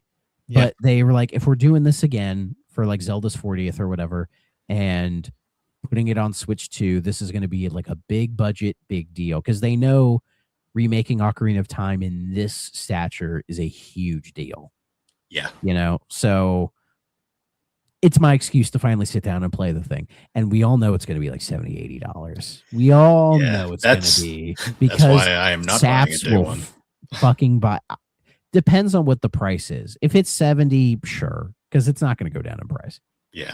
If it's 80, I will wait. But see, but it'll give me an excuse to finally give Ocarina of Time that play. And of course, I've seen some people say, "Well, they do the same with Majora," and I'm like, they might. If this does well, but They might. They might. I could see Majora getting that treatment as well. But yeah, that was the Nintendo Direct. Again, if you're a Switch 2 person, you're eating real good. gonna have some games, real good. some decent. Oh games. yeah, so good for you guys. But we're not done yet. You can tell we're done. Just a couple tertiary things I wanted to touch before we're done. So there was a couple of like Atari things. So they had originally announced that like Toy Story collection, which I'm all in on, and then they're like, "Oh yeah, we're doing a Barbie one." Okay, so the Barbie one, I looked at those games. I've never heard of any of those. I was like, oh, I have. I've actually not. played the NES Barbie, so as Secret Agent Barbie on GBA, I've actually beaten because you can beat that game in like 45 minutes. So, and it's fine. It's fine. I wanted Detective Barbie, but of course that's not going to be because that's. I mean, the one I wanted was like Magic Pegasus on Game Boy Advance because Way Forward made it, and it's like a search action game. And it's like, damn, that's the one I wanted. But I mean, again, fuck it, why not? Let them cook. That's what I said. Sure. Why not? Sure, why not? If we're doing the Rugrats collection, why not a Barbie collection? Yeah, why not? And then they also announced, guys, GTA has some kind in November, specifically November 3rd, I think it's November 3rd. Godzilla Destroy All Monsters Melee remastered. Oh, it looks so beautiful, dude. It's like they're saying remaster, but like the whole game's in like Unreal. It's like completely redone. It's just they didn't make it like super high fidelity, but that's fine. But it looks so fucking good. Oh my god. And Pipeworks is doing it. The people who did it back in the day. It's the original dev. Oh, that's fun. They still exist. And it has like online local multiplayer, the destruction mode, some new like single player, because there was like a single player mode in there. So they're adding some extra stuff there. This is like one of those cult games from back in the day that not everybody played, but the people I played the shit out of this back in the day. It's like this game and Jaws Unleashed are like those two weird games that people just adore from this era. Yeah, and I didn't. Well, I got this game later, but a friend of mine growing up, he used to bring it over all the time, and we played the shit out of it. It was such a super fun game, and I pray to God this game has crossplay, because I'm like, everybody, let's play this game. Let's play some game nights. Oh, dude, if it's cross-platform, this is going to be a hit in game night. I guarantee it. Guaranteed. And it's only let's see, on PS5 and Series, it's going to be $30. That's on acceptable. Switch 2, it's $40. That doesn't make any sense. Yeah, but I'm all over this day one, November 3rd. Fuck GTA. Tax. Fuck GTA. I'm playing Godzilla. I love that the balls he does to put his set November. That's actually kind of epic. Fucking respect, because there's not going to be a lot of crossover anyway. But no, fuck yes, so happy on that one. And speaking of remasters, with Bond and everything doing well, I think it was Saber. Yeah, Saber announced that they are remastering the Hitman Classic Trilogy, the original 3. The original Hitman Codename 47 that's been PC only. Hitman 2, Silent Assassin, that was on consoles, and then Hitman Contracts.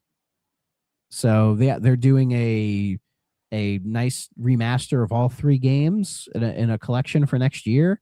That's awesome. Yeah, those finally old get to play that games, first one. Yeah, because it's been PC only for a long time. It was going to come to consoles, but the only reason it didn't was they didn't have access to the dev kits. They couldn't get dev kits to port it to consoles at the time. So that's why it never came. But yeah, I'm stoked because, had a blast with Bond, and I'm thinking about going through the Hitman games. Like Blood Money's available on like Steam and everything. Phenomenal. So yeah, more Hitman, more IO. Let's do it. And then the last announcement. We're finally at the end, guys. I swear to God. If you made it this far, props to you. Because I imagine most people have clicked off by now. Yeah. They probably saw the time and went, no. Yeah. But the last one that really excited me is Star Trek Shadow Frontier. Yeah, well, where did this come from? Well, it's Bloober Team. They're working on a survival horror game set in the Star Trek universe. It follows Ensign Rowe and they brought back Michelle Forbes to do it. That is fun. From TNG and Picard and everything. It says here, while answering a distress call, Rowe crash lands her ship on an uncharted planet, which appears to be a spaceship graveyard. As she explores the planet's corrupted surface and crosses paths with other survivors, she must face twisted creatures, a hostile ecosystem, and an entity that seeks to envelop her body and mind. The Bloober Team CEO said, "We've been waiting a long time to finally share what we've been working on. Lifelong fans of science fiction, Star Trek has always had a special place in our heart. By combining our passion with what we do best, horror, we've partnered with Paramount to create something truly unique." Paramount's also publishing this. A new adventure set in a beloved universe, enriched in our own signature layer of dark psychological horror. Trying to think if they had a release date attached to this one. I don't know if they did. But like, it just says coming soon. It's coming to Steam, PlayStation, Xbox, and Switch 2. I am fucking stoked. This game looks incredible. Like, I wonder how long this has been in the works for. Yeah. But like, wow. And seeing people who don't know much about Trek. Yeah, it's very that's okay. obvious. That's okay. And that's okay. There's a lot. It's a deep well. I haven't even dug in the whole deep well. People being like, Star Trek and horror, interesting, and it's like, and I had to explain. Well, I had to explain to him that Star Trek has always been horror adjacent. Like TOS is a horror show. Oh, yeah. Like if you've watched episodes of the original series, it is fucking scary at times. Voyager. Some of the crazy shit.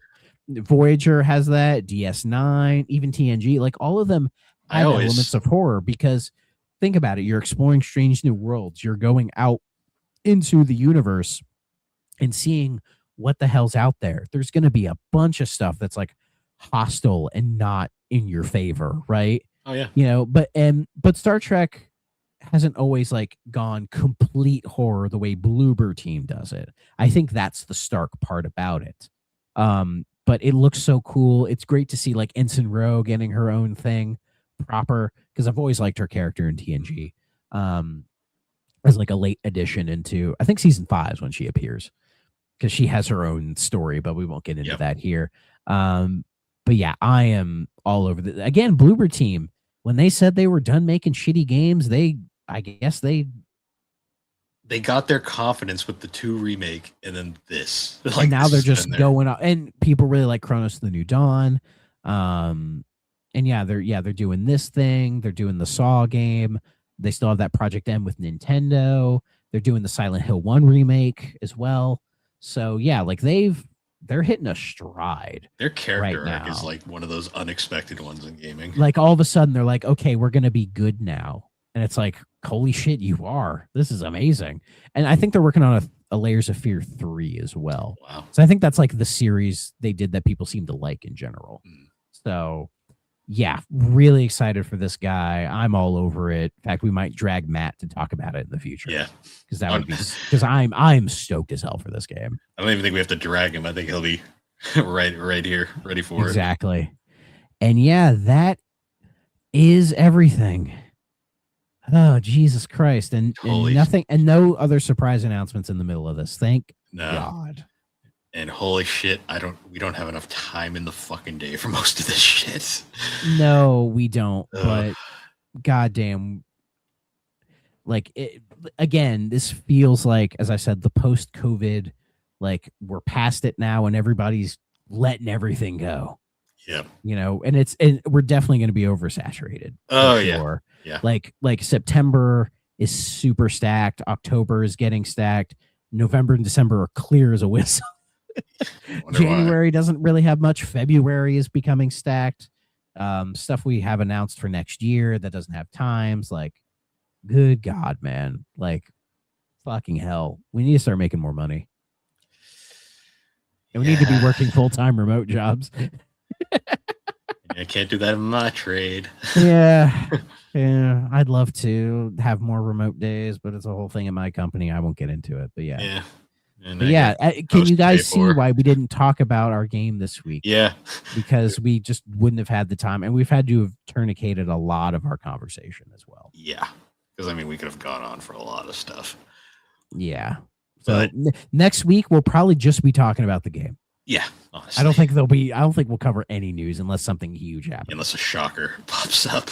Yeah. Um, But yeah, I'm tired. Man. Yeah. I'm ready to go to bed. Let's once again, guys, thanks for joining us on the 3DO experience. You can find This 3DO is a Experience. 3D own, damn it. Yeah, but it's gonna be a regular numbered episode, but that's fine. Yeah, find us on Superpod Network, all the podcasting stuff. Check out all the awesome shows over there. Thrack Ops Monday.